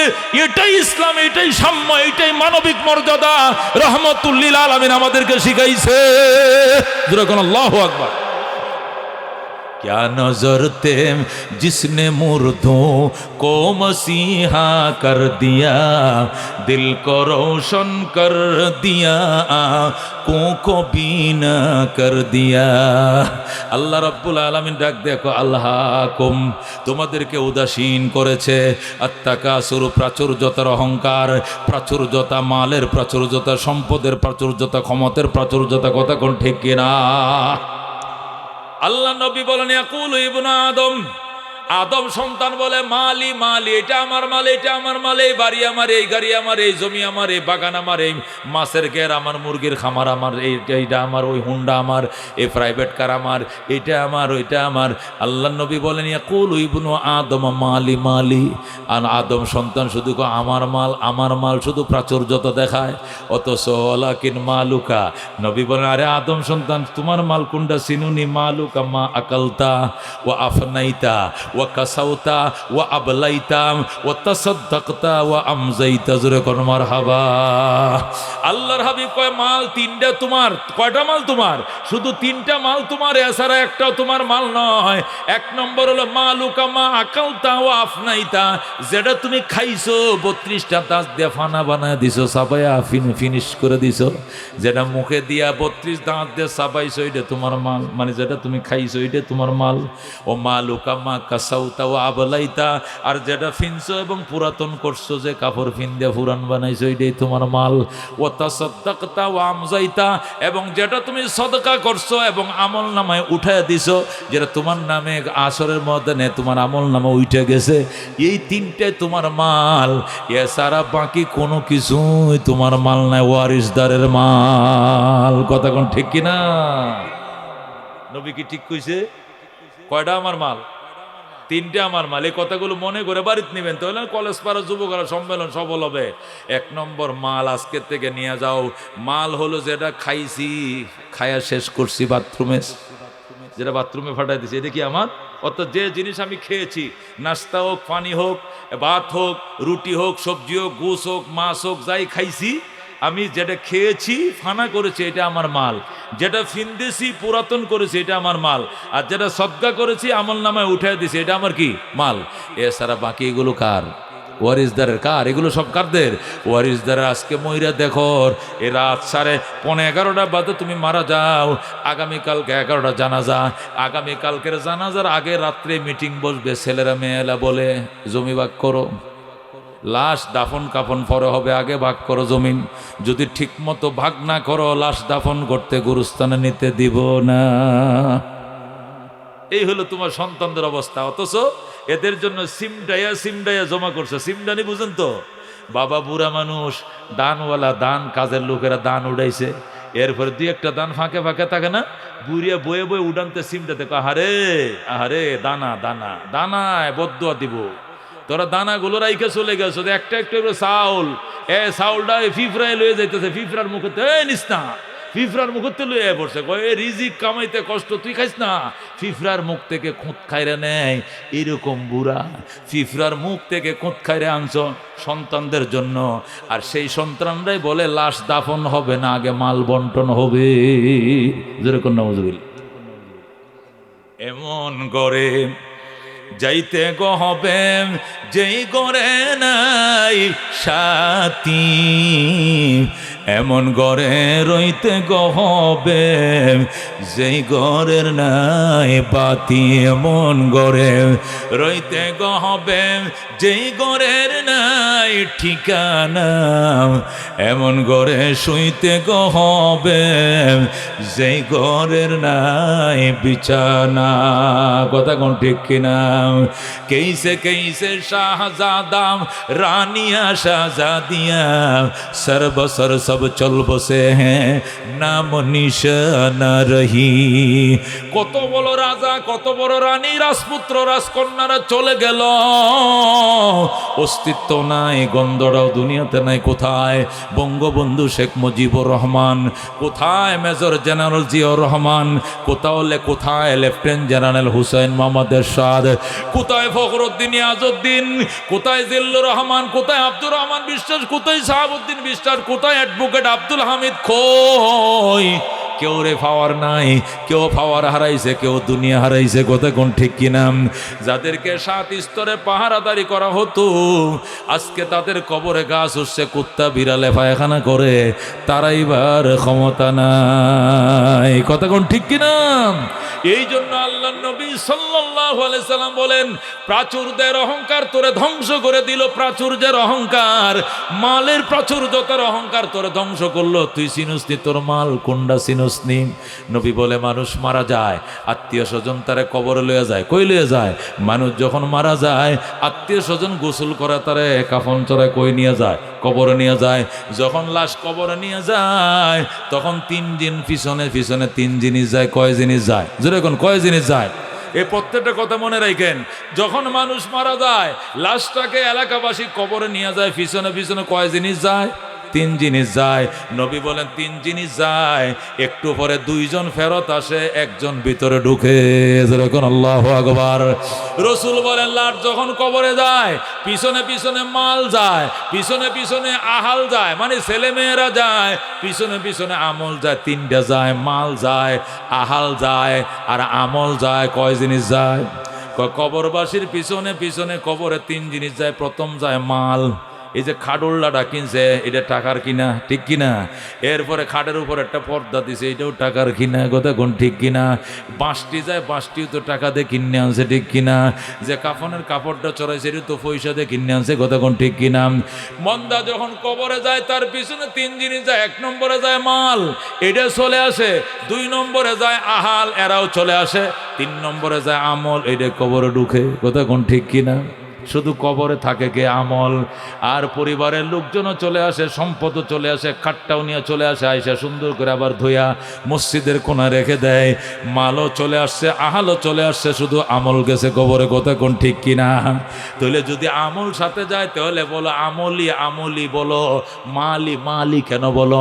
আমার মাল কইও না, বলো আমার আমল, এইটা নিয়ে গর্ব করো, কথা কোন ঠিক কিনা? আল্লাহ নবীর বোঝানোর উদ্দেশ্য হলো, প্রাচুর্যতা দেখাইবা, তাহলে আমলের প্রাচুর্যতায় দেখাও, এটা তোমার সাথে থাকবে। আমল সে জিন্দগি বনতি হে, জন্নত ভি জাহান্নাম ভি, ये खाक अपने फितरत में न नारी है न नूरी है। अमल से जिंदगी बनती है जन्नत भी जहन्नम भी, ये खाक अपने फितरत में न नारी है न नूरी है। जैसा करनी वैसा भरनी, ना माने तो मर के देख, जन्नत भी है जहन्नम भी है, ना माने तो मर के देख। যেমন কর্ম তেমন ফল, বিশ্বাস না হয় করে দেখো, জান্নাত আছে জাহান্নাম আছে, বিশ্বাস না হয় মরে দেখো, কতক্ষণ ঠিক কিনা? আল্লাহ রব্বুল আলামিন ডাক দেখো, আল্লাহাকুম, তোমাদেরকে উদাসীন করেছে আত্তাকাসুর, সম্পদের প্রাচুর্যতা। কিসের প্রাচুর্যতা? আল্লাহ নবী হাদিসের মধ্যে ইরশাদ করেন, কিতাবুজ জুহুদ, মুসলিম শরীফ 2য় খণ্ড, কিতাবুজ জুহুদের মধ্যে হাদিস কানা আছে। আল্লাহ নবী বলেন, যদি লাউ কানা লি ইবনে আদম ওয়াদিয়াম মিনাজ যাহাব, আল্লাহ যদি আদম সন্তানকে একটা অঞ্চল সোনা দিয়ে বানায় দেয়, আর বলে সখীপুর অঞ্চলটা সবটা দিলাম উমুখরে, তুমি পুরো অঞ্চলটার মালিক, শুধু কূপ দিবা মাটির নিচে, দেখবে খালি 22 ক্যারেট সোনা বাইরিতেছে, তোমার যে 50 বিঘা জমিন আছে সবটা সোনা বানায় দিলাম। আল্লাহ নবী কয়, যার যে জমি সম্পদ আছে পুরো এলাকাটা স্বর্ণ বানায় দিলেও সে বলবে ওই দিকেও তো কিছু জমি আছে আমার, ওইটাও কুপায় দেখে স্বর্ণ বানাইছে কিনা, মানে এইটা তার ফ্যাট পড়বে না, ওইটাও খোঁজার জন্য সে দৌড়াবে। কথাটা বুঝেন না? রাস্তার এই পাশেও জমি আছে, এই পাশেও জমি আছে, এই পাশে যে 5 বিঘা জমিন আছে, পুরা জমির মাটিকে আল্লাহ কি বানায় দিছে? স্বর্ণ বানায় দিছে। এখন কোদাল দিয়ে কূপ দে, অন্য সময় তো পানি বেরোতো, এখন খালি সোনা বের হয়। এখন যখন স্বর্ণ বের হয়েছে, পুরো এলাকাটা সবটা জমিন কি হাল চাষ করে দেখছে, সবটাতে খালি সোনায় বের হয়। এখন যে 5 বিঘা জমিন স্বর্ণ হয়েছে, কত লাগবে স্বর্ণ? 100 টাক স্বর্ণকে 1 বড়ি বলে, 1 তোলা স্বর্ণকে 1 বড়ি বলে। এই 1 বড়ি স্বর্ণের দাম 1,36,000 টাকা। আর তার 5 বিঘা জমিন সবটা স্বর্ণ বানাইছে। নবী কয়, এর পরেও বলবে ওই যে রাস্তার ওই পারের যে জমিটি আছে, ওইটি কুবাইয়া দেখি ওইটিও স্বর্ণ হয়েছে কিনা, ওইটাও যাইব কোদালে, ওই পাশেও যাইব, যায়া খুঁজবো ওইটাও স্বর্ণ বানাইছে কিনা খোদা, মানে এইটা দিয়া তার পেট ভরবে না, কথা কোন ঠিক কিনা? আল্লাহ নবী কয় যদি আদম সন্তানকে আল্লাহ একটা অঞ্চল সোনার পাহাড় বানায় দেয়, সে অন্য অঞ্চলকে স্বর্ণের পাহাড় অন্য অঞ্চলে যায় খুঁজবে, তার পেট ভরবে না। তার পেট কি দিয়ে ভরবে? কবরের মাটি যখন নাকে মুখে ঢুকবে তখন তার পেট ভরবে, কবরের মাটি ছাড়া তার পেট ভরবে না। শেখ সাদি রহমতুল্লাহ আলাইহি বলেন একটা বাতের থলি হয়তো হাফ কেজি চাউলের বাদ দিলে পেটটা ভরে যায়, কিন্তু দুইটা ছোট ছোট চোখ তামাম দুনিয়াটা দিলে ওই দুইটা চোখ ভরে না। কথা কোন ঠিক কিনা? হৃদয়ে তঙ্গে বয়েক নানে তোহি পুরে গরদাদ নামতে রুয়ে জমি পূর্ণ কুনাদ দিদায়ে তং হৃদয়ে তঙ্গে বয়েক নানে তোহি পুরে গরদাদ নামতে রুয়ে জমি পূর্ণ কুনাদ দিদায়ে তং। শেখ সাদি রহমতুল্লাহ আলাইহি বলেন খাদ্যের একটা ছোট্ট থলি অল্প খাবার দিলে ভরে যায়, কিন্তু ছোট দুইটা চোখ তামাম দুনিয়া দিলেও ভরে না। কথা কোন ঠিক কিনা? 1 বিঘা জমিন কিনছো, আরেক বিঘা কিনবো। সখীপুর বাসা বানাইছে, ঢাকাও বানাবো। ঢাকা বানাইছি, সিঙ্গাপুর বানাবো। সিঙ্গাপুর বানাইছে, বেগম পাড়া ইতালিও বানাবো, জার্মানিতেও বানাবো। এছাড়া তার পেট ভরে না। কথা কোন ঠিক কিনা? আল্লাহ আলহাকুমুত তাকাসুর, প্রাচুর্যতা, সম্পদের প্রাচুর্যতা তোমাদেরকে উদাসীন করে দিয়েছে। আল্লাহর হাবিব সাল্লাল্লাহু আলাইহি ওয়াসাল্লাম হাদিস শরীফের মধ্যে ইরশাদ করেন, হযরতে জিবরাইল আলাইহিস সালাতু ওয়াস সালাম, এই হাদিসটাও কিতাবুজ জুহুদের মধ্যে আছে মুসলিম শরীফে। হযরতে আবু হুরায়রা রাদিয়াল্লাহু তাআলা আনহু থেকে বর্ণিত, হযরতে আবু হুরায়রা রাদিয়াল্লাহু তাআলা আনহু বলেন, হযরতে জিবরাইল আলাইহিস সালাম একদিন ফাগরি জুব্বা টুব্বা পইরা একজন হুজুর সাজ্জা, একবার ইমাম সাহেব সাইজা একবার হুজুরের বেশভূষণ ধরে জিবরাইল আইছে 3 জন অসুস্থ মানুষের কাছে। কয়জন? হুজুর এখন কয়জন? আমার কথা কি বুঝতেছেন আপনারা? সখীপুরের মানুষ তো আমার জন্য পাগল। কথা কোন ঠিক কিনা? এবার পাইলটে দাওয়াত নাই, এই জন্য পাইলটের ওয়াজটা আজকে পেটটা ভরে এখানে করে যাব। কথা কোন ঠিক কিনা? এরপরে বাকি থাকলে বাকিটা কই শুনবেন? আঙ্গারগাড়া 23 তারিখ কই শুনবেন? যায় আঙ্গারগাড়া স্কুল মাঠে। বাকিটা শুনবেন এই মাসের কয় তারিখ? 23 তারিখ আঙ্গারগাড়া মাঠে। রাজি আছেন ইনশাআল্লাহ? এরপরে যদি ফ্যাট না পড়ে এরপরে আরো 2 ডেট পরে কমো। এখন কমুন জানুয়ারি মাসে আবার শুনতে পারবেন ডাকাতিয়া চৌরাস্তা। কোন চৌরাস্তা? ডাকাতিয়া চৌরাস্তা। ওখানেও তাফসির হবে। এগুলো সব তাফসির মাহফিল। তাফসিরের আলোচনার স্বাদে আলাদা। কতক্ষণ ঠিক কিনা? কোরআন থেকে বলতে হবে, হাদিস থেকে বলতে হবে, কিচ্ছা ঘটনা করার কোনো সুযোগ নেই। আমি সরাসরি কোরআন থেকে হাদিস থেকে বলছি, আলহাকুমুত তাকাসুর, আল্লাহ প্রাচুর্যতা তোমাদেরকে ধ্বংস করে দিয়েছে। কেমন প্রাচুর্যতা? নবী উদাহরণ দিয়ে বলেন। আল্লাহ নবী হাদিসে এই আয়াতের আলোকে আল্লাহ নবী হাদিস শরীফে এনে বলেন, কই শোনো, জিবরাইল একদিন এরকম সুন্দর বড় আলেমের বেশভূষণ দৌড়া পাগড়ি বাই দিয়া জুব্বা আল কেল্লা ফৈরা টুরে মনে করেন চশমা টশমা দিয়া জিবরাইল 3 অসুস্থ মানুষের কাছে গেছে। কয়জন অসুস্থ? একজন হলো কুষ্ঠ রোগী। একজন কি রোগী? মনে রাখেন, আমার ওয়াজ মনে থাকবে তো। একজন হলো কি রোগী? কুষ্ঠ রোগী। আর একজন হলো টাকমাতা। সাদে মাল নাই। সাদে কি নাই? মাল নাই। বুঝেন তো? মাথাত কি নাই? চুল নাই। চুল না, টাক মাথা। আরেকজন কি মাথা? টাক মাথা। আরেকজন হলো অন্ধ। অন্ধ মানে কি? কানারি, একটু দেখে তো দেখে না। চোখেটি 1.5 ব্যাটারি। কয় ব্যাটারি? 3 ব্যাটারি। মানে এইদিকে ছায়া থাকলে ওই দিক চোখ ঘুরে যায়। কিছু দেখে তো কিছু দেখে না, আলসা আলসা দেখে, মানে দেখেই না, কানা ধরেন। অন্ধ। অন্ধ যেরকম। আল্লাহু আকবার। ও বন্ধু, জিবরাইল 3 জন অসুস্থ মানুষের কাছে গেছে। প্রথম গেছে কুষ্ঠ রোগীর কাছে, যায়, কো ভাই, ও ভাই, কি আমি আসছিলাম তোমার কাছে, এই দুনিয়াতে তোমার কি চাওয়া পাওয়া আছে? কো বাইরে এই দুনিয়াতে কোনো চাওয়া পাওয়া নাই, একটাই চাওয়া পাওয়া, আল্লাহ যদি আমার এই কুষ্ঠ রোগটা ভালো করে দিত তাহলে আমি আল্লাহর প্রতি বড় কৃতজ্ঞ থাকতাম। আল্লাহ কি ভালো করে দিত? কুষ্ঠ রোগটা ভালো করে দিত। জিবরাইল কয়, জিবরাইল যে এটা তো পরিচয় দেয় না, সে একজন হুজুর মানুষ, ইমাম সাহেব পরিচয় দিছে। আচ্ছা ভাই, আমি যদি দোয়া করি তাহলে আল্লাহ আপনার কুষ্ঠরোগ ভালো করে দিব, কিন্তু আপনি কৃতজ্ঞ হবেন তো? হমু। আর কিছু চাইতেন না? তখন না, এই দুনিয়াতে আর কিচ্ছু চাইতেন না, খালি একটা জিনিসে চাই, আল্লাহর জন্য আমারে কত চিকিৎসা করলাম কিন্তু কুষ্ঠরোগ ভালো হয় না। এখন যদি আল্লাহ খালি এই রোগটার থেকে আমার মুক্তি দেয়, মনে করেন এই দুনিয়াতে আমার আর কোনো চাওয়া পাওয়া। নবী বলেন, মুসলিম সহিহ হাদিস ঘটনা। আল্লাহু আকবার।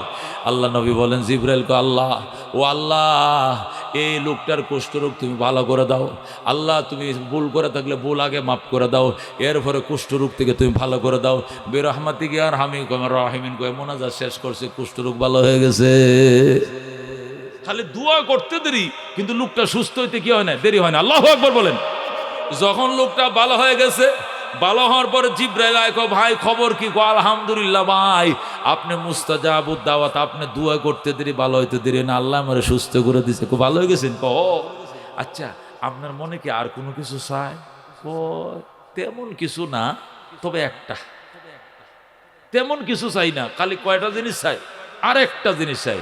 কয় কি জিনিস? কয় আমি গরিব মানুষ, আমি গরিব মানুষ, কুষ্ঠরোগে আক্রান্ত, চিকিৎসা করতে করতে করে সর্বস্ব হারা হয়ে গেছি, কিচ্ছু নাই, আমার বউ নাই, বাচ্চা নাই, আমার কাছে কোনো মাইয়া বিয়া দেয় না, গরু নাই, ছাগল নাই, বকরি নাই। যদি আল্লাহ 2-4টা ছাগি টাগি দিত, দুধ দোয়া নিজেও খাইতাম, বেচ্চা খাইতাম, হাট বাজার করে খাইতাম। একটু দোয়া করেন আল্লাহ যেন কয়েকটা ছাগল বকরি দেয়। জিব্রাইল আগে কইছো খালি সুস্থ হইলে হবো, আর কিচ্ছু লাগবো না, এখন ছাগলও লাগবো, আর কিচ্ছু চাইতাম না, খালি এটাই। জিব্রাইল আল্লাহ গো, ও আল্লাহ, এই কপাল পোড়া মানুষটার এতদিন অসুস্থ রাখছো, এখন ভালো হইছে, এখন আর কিছু চায় না, কয়েকটা ছাগল বকরি দাও। আল্লাহ এমন ছাগল বকরি দিছে, একটা অঞ্চল ভরে গেছে 1 কোটি ছাগল। সুবহানাল্লাহ। হায় রে ছাগল, ছাগল চড়াইতে চড়াইতে আর বাড়িতে অনেক সময় পায় না, ওই মাঠেই ভরে থাকে, এত ছাগল আল্লাহ দিয়েছে, যেরকম আল্লাহু আকবার। এবার জিব্রাইল গেছে, কার কাছে গেছে? টাকমাতার কাছে। কার কাছে? ভাই কেমন আছেন? কব না ভাই ভালো না। কি হয়েছে? দেখেন না সাদে মাল নাই, সাদে মাল নাই। এই যে মানুষ কত সুন্দর করে চুল আঁচড়া, সেতি তুলে, কত ডিজাইন করে 3 তালা করে কাটিং করে কাটে, সেলুনের মাথায় কাটতে আছে, এনে এক বাঁশ, এনে এক বাঁশ, এনে এক তালা, এটা আবার কি, এটা রোনালদো শার্ট, এটা আবার মেসি শার্ট, কত শার্ট দে দেশের মধ্যে, সুন্দর করে সব লেখা আছে সেলুনের মধ্যে, আছে না গো? আমি আমার 4 ছেলে, কয় ছেলে? 4 ছেলে, আর আমি 5 জন গেছি চুল কাটতাম, যাই দেখি যে একজনের চুল কাটতেছে, তো এইটা খালি আছে, কৌজুর এইটাত বসেন আর এটা কাটক। তো হের এইটা কাটতে কাটতে আমরা বাপ পুতে 4 জনে 5 জনে কাটা শেষ, সেটা মাত্র 2 তালা লাগাত গেছে, 3 তালা এখনো বাইরেছি। এখন হুজুর দেন, আমি বলি কয় টাকা দিতাম? কয় দিয়ালান এই 4 জনে 400, আর আপনার তো টাকা না দিলে বাচ্চা 50 দিলাম, 450। মানে 100 টাকা চুল কাটা, আর কমে হয় না, 450 দেন। আমি যে হেডটা কত দিয়ে কাটবে? কয় এটা 250। কে 250? কে? আমার 5টা কাটতে যে সময় লাগছে, হেঁটে কি শেষ হয়েছে? কয় না, এটা আরো আধা ঘন্টা লাগবে, মাত্র 2 তালায় উঠছি, 3 তালা হবে এটার কাটিং। বুঝেননি? দেখছেন চুলের ডিজাইন বলা মানে। আমি কইছি না, এই যদি 250 দেয় তাহলে হেডসের সময় অর্ধেক লাগছে, আমি দিব কত? 125 টাকা দিব 5 জন। তো সময়ের উপরে, পরিশ্রমের উপরে আমার ফ্রেত করে কি একটা মেশিন আছে না, এটা লাগাইছে এমনি দিয়া, ফ্রেত ফ্রেত করে দিছে, 5 মিনিট আমি শেষ, হেঁটে শেষ। আমরা তো সমান চুল কাটি, আমার তো কোনো ডিজাইন মিজাইন নেই। মা বাপ্পু 5 জন 10 মিনিটে খাইতে লেছে, আর হেঁটে সকাল থেকে শুরু হয়েছে, পরে আবার গার ফুটাইবো, পরে আবার এই করবো, এবার ফিরাইবো, আবার এই করবো, আবার বানাইবো, আবার গার খিলাইবো, আবার জুতা দিয়ে বাইরেইবো, বাইরিয়ে বুড়িয়ে পরে 250 লইব। আমি কইছি যদি এর পিছে 1.5 ঘন্টা লাগে 250, আমার এই 25 মিনিট তুই 450 কোন যুক্তিতে লইবি? কাজ করছি হুজুর, এটি তো যুক্তি টুক্তি তো আর ন আপনার সাথে কি আমরা পারবো? আপনি বক্তা মানুষ, কোরআন হাদিসের দলিল দেখে আমরা কইতাম গরিব মানুষ দিয়ালাম হুজুর, গরিব মানুষ এটা করে দিলাম, কিন্তু এই যে শুরু হইলো, এই সেরা তোর বাড়ি কই, সেইটা অর্ধেক চুল কাটা তুই দিছে, সেলুন তুই দৌড়, আজকে মেরে লেবু, আইজ মেরে লেবো। হের বাপের আমি তোর বাপের কম, তোর এই চুল কাটিং করতে কেটে খুঁজছে, তোরে পুলিশ দিয়ে ধরায় দেবে হয়। এইগুলো বদমাইশ হয়, এগুলো মস্তান হয়, এরা সন্ত্রাস হয়, এরা চাঁদাবাজ হয়, এরা মস্তান হয়, মা বাবার সাথে বেয়াদবি করে। কথা ঠিক কিনা? কেন 4 তালা করতে হবে তোমার চুলকে? এত ডিজাইন কেন করতে হবে? সুন্দর করে সমান করে চুল কাটবা। চুল এটা আল্লাহর দেওয়াটা সুন্দর, এটা শয়তানের মতো ইবলিসের মতো বানা। ওমা চুলের ডিজাইন দেখলেই ভয় লাগে, যারা বাথরুম কষা এটি নরম হয়ে যায়। হেরার বাও দেখলে, চুল দেখলে তো মনে করেন কাফরে জুড়ে মুততে দিব, আর যদি চোখ এ বাবা রাঙা, ওই হুজুর হুজুর, তাহলে তার উপায় নাই। এটা কার ফুলারে এত চুল কাটতেছে? এটারে যে কার ফুলা কইছে চুল কাটা তুই দিছে দৌড়। পরে আমি বললাম এই বান্দারে বাদ দে, তোরাই তো এগুলোর নষ্ট করতেছ। বললাম এত এই কি ডিজাইন করছ? হুজুর আমগুলো যেমনি কর টাকা দিব, আমরা এমনি টাকা 500 টাকা লবি, কে 250 বেটা 500 লবি। পরে আমি ওরে 500 টাকা দিছি, আরো 50 টাকা ভাড়া দিয়ে বললাম যা, তুই পরিশ্রম করছ, দিছি তোর কাজের জন্য দিছি, কিন্তু পরিশ্রম অনুযায়ী তুই আমার থেকে বেশি নিছস, কম দৈন্য লোক তো আমি না, কিন্তু এইগুলো কেন করস তোরা? হুজুর আপনারা কোন জগতে থাকেন? চলছে দুনিয়া কি জানেন? এখন চলছে, যদি এগুলো না কাটি তা আমগো সেলুনে কাস্টমারে থাকতো না, এখন ডিজাইনে চলছে। এটা জোরে কর নাউজুবিল্লাহ। ও দোস্ত বলতেছিলাম, ওই টাক মাতাওয়ালার কাছে জিব্রাইল দেখো ভাই, এই জীবনে কি চাওয়া পাওয়া, কিচ্ছু চাওয়া পাওয়া না। যদি আমার মাথা খালি চুলডি উঠতো, সুন্দর করে আশ্রাইতাম, একটা নতুন বিয়ে করতাম। এ টাক্কর গাছে কেউ মাইয়াও বিয়া দেয় না। টাক মাথা বলে কোনো মেয়েও আমার পছন্দ করে না। বিয়া গড়ে আবার ভাঙ্গে যায়, গিয়া ঠিক করে আবার উকিলে বিয়ে ভাঙ্গে যায়। কি লেগা? ছেলের মাথায় চুল নেই, টাক মাথা। কি মুসিবতে পড়ছে হুজুর, একটু দোয়া করেন আল্লাহ যেন চুলডিওয়ালা করে। জিবরাইল দোয়া করো, আল্লাহ গো, ও আল্লাহ তুমি তোমার বন্দার গুনাহ মাফ করো, অপরাধ ক্ষমা করো, এরপরে চুল দিয়ে দাও। দোয়া করতে দেরি চুল এত উঁচু হয়ে গেছে, যেরকম আল্লাহু আকবার, চুল উঠে গেছে। চুল যখন উঠে গেছে জিবরাইল করতে হলে আমি গেলাম, হুজুর একটু দাঁড়ান, আমি যাই, তোমার উপকার করলাম তো আমার কিচ্ছু দিতে হইব না, দোয়া করে আমি গেলাম। হুজুর একটু দাঁড়ান, হুজুর হুজুর আমি গরিব মানুষ, আল্লাহ চুলডিও তো দিছে, সব ঠিকঠাক, আপনার দোয়ার মধ্যে বিরাট কামালিয়ত আছে, করতে দেরি কবুল হইতে দেরি নাই, একটু দোয়া করেন আল্লাহ যেন তুই একটা গাই বাছুর আমার দেয়। একটা গাই আর একটা বাছুর। মনে করেন দুধ কিছু নিজেও খাইলাম আর কিছু দুধ বিক্রি করলাম, কইরে হইলে গরিব মানুষ, সংসারটা তো চালাইতে হবো, কারণ বিয়েও নিয়ত করছি করবো। এরপর বাছুর হইলে বাছুরটা বেচ্চা এক বড়ি স্বর্ণ কিনবো বউয়ার লাগিয়া। একটু দোয়া করেন। জিবরাইলকে আগে কইছস খালি সাদে মাল ঠিক হয়ে গেলে হইব, এখন আবার আরেকটা কস আজ চাইতাম না জীবনে, কানো দোষী খালি এটাই কন। আল্লাহ আল্লাহ গো কয়েকটা গরু বাছুর দিয়া দাও। সাথে সাথে হাজার হাজার গরু বাছুর দিয়া দিছে আল্লাহ। সুবহান। অনেক গরু বাছুরের মালিক হয়ে গেছে সে। সে আরেক মাঠে থাকে আর ওই ছাগল আরেক মাঠে থাকে। এখন গেছে অন্ধর কাছে, কার কাছে? যা কো দুস্থ কেমন আছো? কে গো আমার দুস্থ করে ডাকলেন? এত বড় দরদি এই দুনিয়াত নাই। আপনি কে? আমি একজন আলেম মানুষ, ধরে নয়। কি জন্য আইছেন? কো তোমার খুশখো নিতাম আইছি। গো ভাই, হাইরে কপাল মন্দ, চোখ তাকিতে অন্ধ, এ দুনিয়াটা দেখার ভাগ্য আমার নাই। এ দুনিয়া দেখার কি না ভাগ্য নাই। করতে হইলে কি দোয়া করতাম তোর লেগে? আপনি দোয়া করলে কাম হইব? কইব মানে বেটা দুইটার কাম হইছে, তোরটা হইব। কি দোয়া করতাম? দোয়া করেন আল্লাহ যেন শক্তি দেয়, এই মায়ার দুনিয়াটা দেখতে দেয়। আল্লাহ মায়ার দুনিয়া দেখতো তোমার বন্দা পাগল হয়ে গেছে। আল্লাহ যে অপরাধে অন্ধ বানাইছো, অপরাধটা মাফ করে তুমি তোমার বন্দা চোখটি সুস্থ করে দাও। সাথে সাথে চোখ ভালো হয়ে গেছে। জিবরাইল দোয়া করতে দেরি, ভালো হইতে দেরি না, লোক ভালো হয়ে গেছে। ভালো হওয়ার পরে জিবরাইল কো সালাম আলাইকুম ভাই, আমি গেলাম। কো ভাই যায় না, একটু কাজ আছে। কো কি কাজ? কই এই যে দুনিয়াটা এতদিন দেখি না, কত মানুষের ছাগল বকরি বেড়া দুম্বা কত কিছু আছে, আমি কিচ্ছু চাই না, আমি চাই একটা উটের বাচ্চা, একটা উট আর একটা বাচ্চা। মনে করেন দুধটা কিছু খাইলাম আর কিছু বেচলাম, এই বাচ্চাটা বড় হইলে বেচা সোনা গয়না কিনে বিয়ে করলাম। একটু দোয়া করেন আল্লাহ যেন কয়েকটা উটের মালিক বানায়। জিবরাইল দোয়া করছে, হাজার হাজার উট ছাগলের মালিক হয়ে গেছে। জোরে কোন সুবহানাল্লাহ। কিতাবুজ যুহুদ, মুসলিম শরীফ, সহিহ মুসলিম, 2য় খণ্ড। হযরত আবু হুরায়রা বলেন, কিছুদিন পরে আল্লাহ রাব্বুল আলামিন জিবরাইলকে আবার পাঠাইছে। এখন তারা কই আছে? 3 দল কই আছে? 3 জন মাঠে আছে। উনি ছাগল নিয়ে এদিকে কয়েক লাখ ছাগল, উনার কয়েক লাখ গরু, উনার কয়েক লাখ উট, 3 জন মাঠে আছে। আল্লাহু আকবার। জিবরাইল আলাইহিস সালাম আবার ফকির সাজ্জা সিরা পাঞ্জাবি ফইলা গেছে কুষ্ঠরোগীওয়ালার কাছে। গো ভাই, 3 দিনের উবাস আমি, আমার একটা ছাগল দে, একটা বকরি দে, জীবনটা রক্ষা করি। এখন জিবরাইল কি সাজছে? ভিক্ষুক। এখন জিবরাইল কি সাজছে? ভিক্ষুক সাজে। কয় ভাই, 3 দিনের উপবাস, পেটে ভাত নাই, খাবার নাই, আহার নাই, মারা যায় অনাহারে, একটা ছাগল বকরি দাও দয়া করে। তোমারে কোটি কোটি ছাগল দিছে আল্লাহ।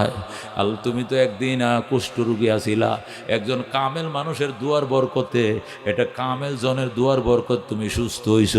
ওনার দুয়ার বরকতে লক্ষ লক্ষ ছাগল বকরির মালিক হইছ। এখন শুকরিয়া স্বরূপ আমি গরিবের একটা ছাগল দিয়া দাও, আল্লাহ দন দৌলত আরো বাড়ায় দিব। কয় কে কইছে কামের লোকের দোয়ায় আমি সুস্থ হয়েছি? আমি আগের থেকে সুস্থ আছিলাম, আমি কমপ্লিট একটা ভালো মানুষ। ও সুস্থ ছিলাম কে কইছে? আর আমার বাপদাদার আমল থেকে আমরা জাতি খানদানি ধনী। মনে করেন বাপদাদার আমল থেকে ছাগল বকরি আমগর কোনো অভাব ছিল না। আমার কেউ দেয় নাই, কেউ আমার জন্য দয়াও করে নাই, এটি সব আমি কামাই করছি। জোরে কোন নাউজুবিল্লাহ। জিবরাইল কত হলে আমার দিতা না তুমি? কয় না দিব না, কামাইতে কষ্ট লাগে, হাত পাতটা তুলন তো বড় সহজ, খালি একটু কিছু হইলে খালি ভিক্ষা। নবী কইছে না ভিক্ষা করিস, তুই ভিক্ষা করস কা? জিবরাইল কো কি কইলি? ভুলে গেছোস গতকালকের ঘটনা, আজকে ভুলে গেছো? তুমি কি কুষ্ঠরোগী ছিল না? কয় না। তুমি কি কাঙ্গাল গরিব ছিল না, নিঃস্ব ছিল না? কয় না। জিবরাইল কো আল্লাহ এ নিমুখ হারাম রে আগের অবস্থায় লয়ে যাও। আল্লাহু আকবার। এই নিমুখ হারাম রে কই লয়ে যাও? আগের অবস্থায় নিয়ে যাও। তার মানে আবার সে কুষ্ঠরোগী হয়ে গেছে, আবার ঠোঁট সাদা, গাল সাদা, ওই সাদা কুষ্ঠরোগী, আবার সে কুষ্ঠরোগী হয়ে গেছে। ছাগল বকরি বাইরে আসে 1 ঘন্টা সব ডিম মরে হুলিশ হয়ে গেছে। হাজার হাজার ছাগল বাইরে আসে না আপনাদের মুরগির খামারে, কি এটির ভ্যাকসিন লওয়া লাগে, কিতা ওষুধ খাওয়াইতে হয়, নাহলে মুরগি মরে যায়, আছে না গরম? হ্যাঁ, আমার এক দোস্ত আছে, আমার ভক্ত শহীদ, এটা 2.5 ফারা বাড়ি, 2.5 ফারা, এ মুরগির খামার করে 60 লক্ষ টাকা ঋণ করছে। কয় লক্ষ টাকা? 60 লক্ষ ঋণ এটি কামাইছিল সৌদি আরবে থেকে, কামাইয়া 60 লক্ষ ঋণ করে দেউলি হইয়া পরে আবার গেছে, অন গেছে কুয়েত, ওখান থেকে গত বছর আইসা 40 লাখ টাকা ঋণ শোধ করছে, আরো 20 লাখ টাকা। পরে শুক্রিয়া তার আমার দিয়ে একটা মাহফিল দিয়েছে 1 লাখ, মনে আছে গত বছর? কে কে গেছিলেন এই মাহফিলে? গেছিলেন 2-1 জন, এই যে কয়জন গেছেন? শহীদ আমার ভক্ত ওই দিন ফোন করছে, কজুর এই মাসের 26 তারিখ আমি আসবো, আইসা আর একটা মাহফিল দিব, এইবার আইলে বাকি 20 লাখ টাকা ঋণ শোধ হয়ে যাবে। যেরকম আল্লাহু আকবার। 60 লক্ষ টাকা ঋণ শোধ করতে তার 2 বছর সময় লাগছে। তার মন কত, আমাকে আইনে একা একটা ওয়াজ করায়, গত বছর আমাকে আইনে ওয়াজ করাইছে, ওয়াজ করাইয়া সে আমার জন্য সেই দেশ থেকে অরিজিনাল ভিভু কোম্পানির কম্বল, যেগুলো অরিজিনাল মোটা ডবল ফাটের একটা কম্বল, আমি তো 50,000 টাকা প্রত্যেক রাত কামাই, 30,000 টাকা, 25,000 টাকা, 40,000 টাকা, 60,000 টাকা মানুষ কামাই করে। এটা কম্বল কয় টাকা লাগে? এটা টাকার মাসলা নয়, কিন্তু 2 টাকার একটা জিনিস দিলে এটা মন খুশি হয়। কথা কোন ঠিক কিনা?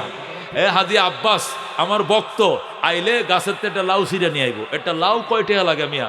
লাউ এখন 30 টাকা করে বেছে, যদি কই 30 টাকা একটা লাউ দেন, দামি কিছু দিতে পারেন না? এটা কোনো কথা নয়। লাউটা 30 টাকা হোক, 10 টাকার হোক, এটা হাদিয়া তো হাদিয়াই, এইটাই লক্ষ টাকা। কথা কোন ঠিক কিনা? এটা লাখ টাকা বুঝতে হবে, যারা বুঝে ওদের জন্য, যারা বুঝে না লুবিদের জন্য নয়। মহতারাম হাজরিন, সে একটা কম্বল কুরিয়ান না, ফ্রান্সের, বাংলাদেশের টাকায় আনুমানিক 8,500 টাকা কম্বল। এরপরে আমার মাথা ব্যথা করে কিনা, এই জন্য কি বিদেশ থেকে একটা মলম আনছে, মলম বাংলাদেশে পাওয়া যায় না, কুয়েত থেকে আনছে, জার্মানি, আরো কিতা কিতা হাবি যাবে আন্না, এটি তো দিছেই, টাকাও হাতিয়ে দিছে। এরপরে কুয়েত থেকে প্রায় আমার ফোন করে, হুজুর কেমন আছেন, বাসা বাড়ি ভালো আসেনি, আপনার জন্য কোনো কিছু লাগবে কিনা? ও মুসলমান, এটি তো মহব্বত, এটি তো থাকবে পৃথিবীতে। আর বহু মানুষ আছে যে মৌলবি যদি রাস্তাতে হাইটে যায়, তাহলে মনে করেন এই দিন তার যাত্রাই নষ্ট হয়ে যায়, তার মন এত খারাপ হয়, এইটা মোল্লাটা আমার সামনে পড়লো কি লেগে, 2 চোখে দেখতে পারে না। আছে কিনা এরকম নাস্তিক? আছে কিনা কমিউনিস্ট? আল্লাহু আকবার। আল্লাহর হাবিব সাল্লাল্লাহু আলাইহি সাল্লাম বলেন, হযরতে জিবরাইলকে আল্লাহ পরীক্ষার জন্য পাঠাইছেন। আল্লাহ ডাক দেয়, অন্ধম, ও টাক মাথাওয়ালা, তোমার মাথায় কোনো চুল ছিল না, আল্লাহ তোমার চুল দিছে। তোমার কোনো গরু বাছুর ছিল না, আল্লাহ লাখ লাখ গরু বাছুর দিছে। আমি একজন অসহায় গরিব মানুষ, 3 দিনের উপবাস, পেটে কিছু নাই, পানি ছাড়া, পানিও পাইতেছি না, দুধ পান করার জন্য আমার একটা গাই বাছুর দাও, এই দুধটা দোহাই আমি খাবো, বিক্রি করে হাট বাজার করে চলবো। আল্লাহ তোমার কিছুই ছিল না, সব তো আল্লাহ দিছে। অসুস্থ ছিল, সুস্থ করেছে, শুকরিয়া তান দাও। লোকটা কয়, সরেন মে এখানে, আমি কবে আসিলাম কুষ্ঠরোগী, কবে আসিলাম টাকমাতা, জন্ম থেকে আমার মাথায় চুল ছিল, আমি কেউ থেকে গাই বাছুর খোঁজ জানি নাই, গাই বাছুর ছোটো কাল থেকে আমার বাপ দাদার আমল থেকে আমি ধনী ছিলাম, সব আমার ছিল, চলেন। এই বলে ধাক্কা মারছে। জিবরাইল ডাক দেখো, ধাক্কা দিও না, একটু বসো, তুমি কি ভুলে গেছো তুমি যে টাকমাতা ছিলা? কই কি টাকমাতা? আমি জীবনও টাকমাতা ছিলাম না। আল্লাহ গো তুমি আমিন কই, আমি বলতেছি, হেতে আমিন কয়। আর জিবরাইল দোয়া করে, আল্লাহ নিয়ামতের গাদ্দারি নিমুখ হারাম, আল্লাহ নিমুখ হারামের নিয়ামত তুমি ছিনে নাও, আমিন। যেই বলছে আমিন, আবার মাথা চুল নাই, টাক আবার লয়ে গেছে, মাথা আবার টাক হয়ে গেছে, মাথা আদ্যে দিয়ে চুল নাই। গরু বাছুর সবটি মরে গেছে, সবটি ভাইরাসে ধ্বংস হয়ে গেছে। ওই ভাইরাসের কথা বলতেছিলাম, ভাইরাসে ধ্বংস হয় কি হয় না? ওই শহীদ বলছে, আমি কেমনে তুই 60 লক্ষ টাকা ঋণ হইলে? হুজুর এক একটা খামারের মধ্যে 8,000 10,000 করে মুরগি উঠেছে, এক একটা বড় বড় শিডের বা শেডের মধ্যে, কিন্তু এক রাত্রে সকালে ওইটা সবটি মরে গেছে। কেউ কি বিষাক্ত কোনো জিনিস আমার খামারে ফেলছে, নাকি খাওয়ার সাথে মিশাইয়া দিছে, কি শত্রুতা করছে, নাকি আল্লাহ নিয়ে গেছে, আমি জানি না। এখন আমি রাস্তার ভিখারি। সে আড়াইফারা বাজারে আমি একদিন আইছি, আমি দামিয়া মাহফিলে যাইতেছি, দেখি এই শহীদে পেঁয়াজের দোকান, দেখিয়ে দোকান পেঁয়াজ, কিছু আলু, কিছু কাঁচামরিচ লয়ে ভরেছে। আড়াইফাজা বাজারে দামিয়ার দিকে রুটটা ঢুকছে না, রুটটার মাথায় আমার চোখে ফানি এসে গেছে। কে আব্বাস সাহেব ঠিক আছে, এই ব্যবসা লইছিল? ওই সাময়িক 15-20 দিনের জন্য সে এই পর্যন্ত আল্লাহ তারা নিছে। আল্লাহ কোথায় থেকে কোথায় নামাইতে পারে। সে পেঁয়াজের রসুনের দোকান দেয়। এরপরে আমার গাড়িটা আমি থামাইছি, থামাইয়া ওরা জড়ায় ধরে আমি চোখের পানি রাখতে পারি না, চোখের পানি রাখতে পারি না। বলে কি তোমার এই অবস্থা, তুমি এখন এই কয়, হ্যাঁ হুজুর আমি 60 লক্ষ টাকা ঋণী, আমি একবারে দস্তুর মোতাবেক দেউলিয়া, মুখ দেখানোর মতো কেউ নাই, এখন বাসায় বাজার চলে না, এই জন্য পেঁয়াজ দোকানদারি করি। সাথে সাথে আমি গড়ে গেলাম, গড়ে গেলাম, গাড়িতে নেমে চলো বেড়া গড়ে যায়, চোখে পানি যা ছিল সাইডে থুয়ে এলাম। আল্লাহ পোয়া টোয়া চলো, তুমি সব কিছু করার মালিক, এটা তো তুমিই করেছো, তুমি আবার ফিরাইও নিতে পারো। দুর্বল বানাবে এবং বার্ধক্য দিবে, কি দিবে? বার্ধক্য দিবে। তুমি লাঠিতে বর দিয়ে উঠবা, উঠতে সুবহানাল্লাহ, বইতে আলহামদুলিল্লাহ, শুইতে নাউজুবিল্লাহ, কথা কোন ঠিক কিনা, অটোমেটিক তোমার মুখ দিয়ে আসবে। কারণ সুম্মা জাআলাকুম মিন বাদি যুফিন কুওয়াতান, সুম্মা জাআলাকুম মিন বাদি কুওয়াতিন যুফান ওয়া শাইবা ইন্নাহু ইয়াখলুকু মা ইয়াশা, ইয়াখলুকু মা ইয়াশা। আল্লাহ কে আমি বানাই যা চাই। ইন্নাহু আলিমুন কাদির, আমি আল্লাহ প্রজ্ঞাময়, আমি আল্লাহ ক্ষমতাবান। জোরে বলুন আল্লাহু আকবার।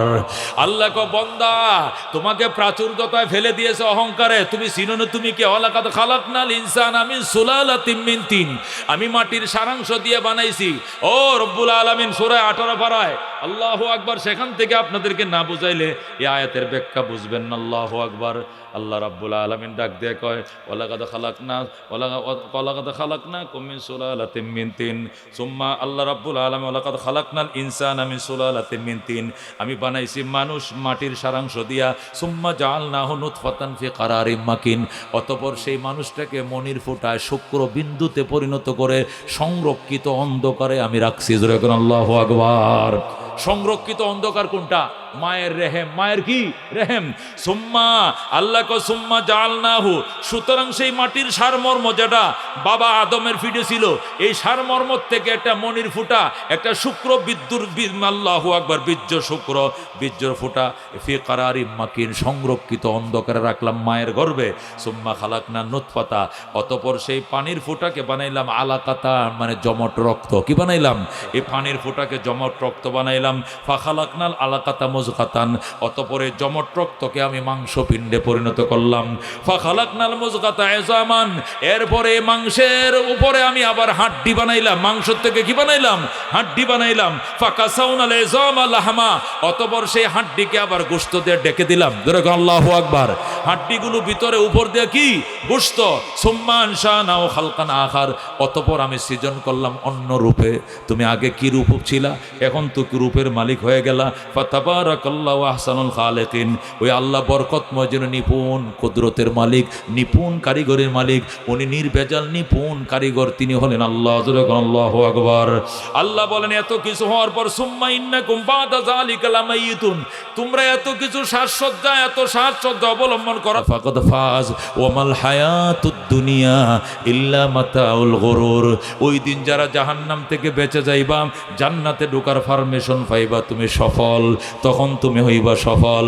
ওয়ামাল হায়াতুদ দুনিয়া ইল্লা মাতাউল গুরুর, দুনিয়ার জীবন আর কিছু নয়, এটা শুধু অহংকারের সামান, এটা হলো প্রতারণা, ধোঁকাবাজির সামান। কথা কোন ঠিক কিনা?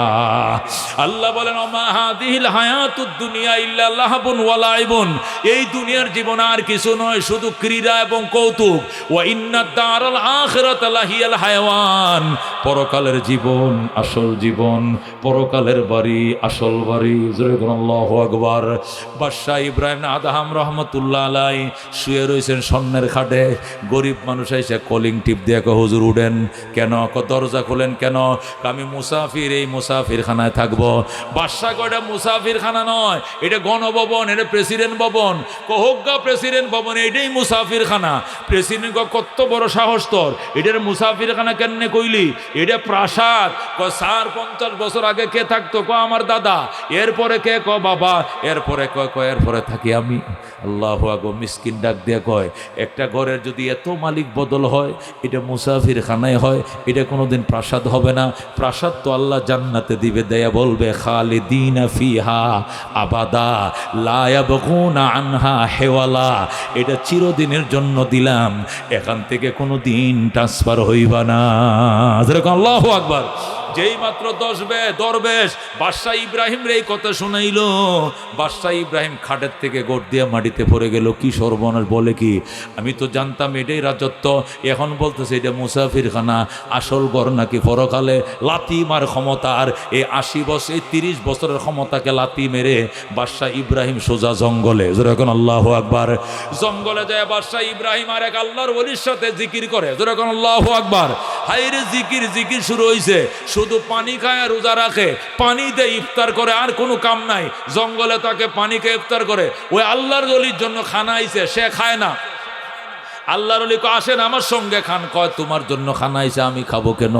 যে আল্লাহকে পাওয়ার জন্য 30 বছরের গতিকে লাথি মারছি, সফল রাষ্ট্রনায়ককে বাদ দিয়ে চলে আইছি, ওই আল্লাহ যতক্ষণ খাবার না পাঠাবে, আমার সঙ্গে কথা না বলবে, আমি খানা খাবো না।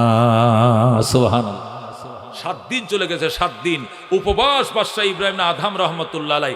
আল্লামা ফরিদউদ্দিন আত্তার রহমতুল্লাহ আলাই তাজকিরাতুল আউলিয়াতে বলে 7 দিন পরে বাদশাহ আর খোদার যন্ত্রণা সইতে পারে না। একটা সফল রাষ্ট্রনায়ক, এরকম শৌখিন একটা মানুষ কত উপবাস থাকতে পারে? 7 দিন পরে কান্না শুরু করছে, আশায় আশায় জনম গেল খোদা, আশায় আশায় জনম গেল, সাইলানা ফিরিয়া, আর কত কাল তাকব মাবুদ তোমার দিদার পানে চাইয়া। তুমি ইব্রাহিমের সঙ্গে কইলা কথা, ইব্রাহিমের সনে কইলা কথা, আগুন ফেলিয়া, আর কত কাল তাকব মাবুদ তোমার দিদার পানে চাইয়া। আশায় আশায় জনম গেল খোদা, আশায় আশায় জনম গেল, সাইলানা ফিরিয়া, আর কত কাল তাকব মাবুদ তোমার দিদার পানে চাইয়া। তুমি মুসার সঙ্গে কইলা কথা, তুর পাহাড়ে নিয়া, আর কত কাল তাকব মাবুদ তোমার দিদার পানে চাইয়া। আশায় আশায় জনম গেল খোদা, আশায় আশায় জনম গেল, সাইলানা ফিরিয়া, আর কত কাল তাকব মাবুদ তোমার দিদার পানে চাইয়া। যখন আল্লাহু আকবার। বাদশাহ ইব্রাহিম কান্দে, আল্লাহ 30 বছরের গদিকে লাথি মাইরা তোমার মারেফতের সন্ধানে এসেছি, তুমি খানা না খাওয়াইলে অন্যের খানা খাবো না, তুমি কথা না বললে অন্য কারোর সাথে কথা বলবো না। গভীর রাত্রে আওয়াজ আসতেছে, ইব্রাহিম তোমার জন্য ফেরেশতা খাবার নিয়ে রওনা করে দিয়েছে। ইব্রাহিমের জন্য খাবার আইসে গেছে। মহতারাম হাজিরিন, 30 বছরের সফল রাষ্ট্রনায়ক গদি লাথি মাইরা থুয়া যে আসলে এটি তো আসলে কিচ্ছু না। এই মুসলমান, শেখ হাসিনা যদি জানতো যে 15 বছর দেশ চালানোর পরে দেশে টাকা যাইতো না, তাহলে কত আল্লাহ দরকার হইলে ভিক্ষা করে খাইয়াম, না হলে রিক্সা চালায় খাইয়াম, তবু দেশে থাকবাম, এই প্রধানমন্ত্রীর দরকার নাই। কথা কোন ঠিক কিনা? দুনিয়াটা অত্যন্ত নিকৃষ্ট, দুনিয়া অত্যন্ত নিমুখ হারাম। এই দুনিয়াটাকে আল্লামা শেখ সাদি রহমতুল্লাহ আলাইহি বলছেন এটা সতীনের মতো। কি এর মতো? সতীনের মতো। এই তোমার জন্য আছে, একটু পরে তোমার লাথি দেখা দিয়ে দিব। জালে দুনিয়া নো আরো সাখতা, বর্দ রোজে জালে দিগর খাস্তা। শেখ সাদি কয় সতীন ছিলেন, সতীন 2 জনে সাজে, বুড়িটাও লিপস্টিক মারে, নতুনটাও লিপস্টিক মারে। কি লেগিয়া? জামাই যাতে আমারে বেশি ভালোবাসে, এই জন্য বুড়ি আকর্ষণ করে। আবার সে নতুন যারা বিয়ে করছে, এইটা তো লিপস্টিক মারতে আছে, আলতা আর গায়ে ফালিশ তো অভাব নাই। কি লেগিয়া?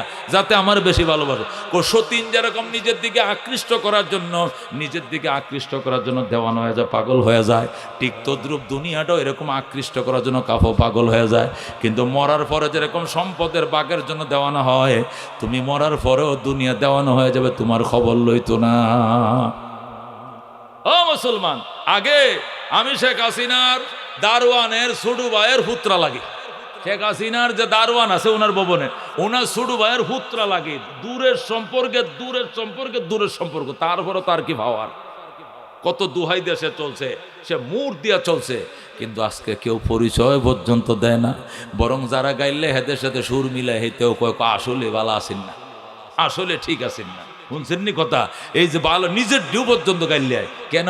এটা দুনিয়ার সম্মান। আল্লাহ যদি জান্নাতের সম্মান দেয়, এলেমের সম্মান দেয়, আমলের সম্মান দেয়, ইমানের সম্মান দেয়, এই সম্মান চিরস্থায়ী। আল্লাহ আমাদেরকে ওই সম্মানে ভূষিত করার তৌফিক দান করুক। যেরকম আমিন। এই যুব সমাজ প্রোগ্রামটা করতে গিয়া মাথার গাম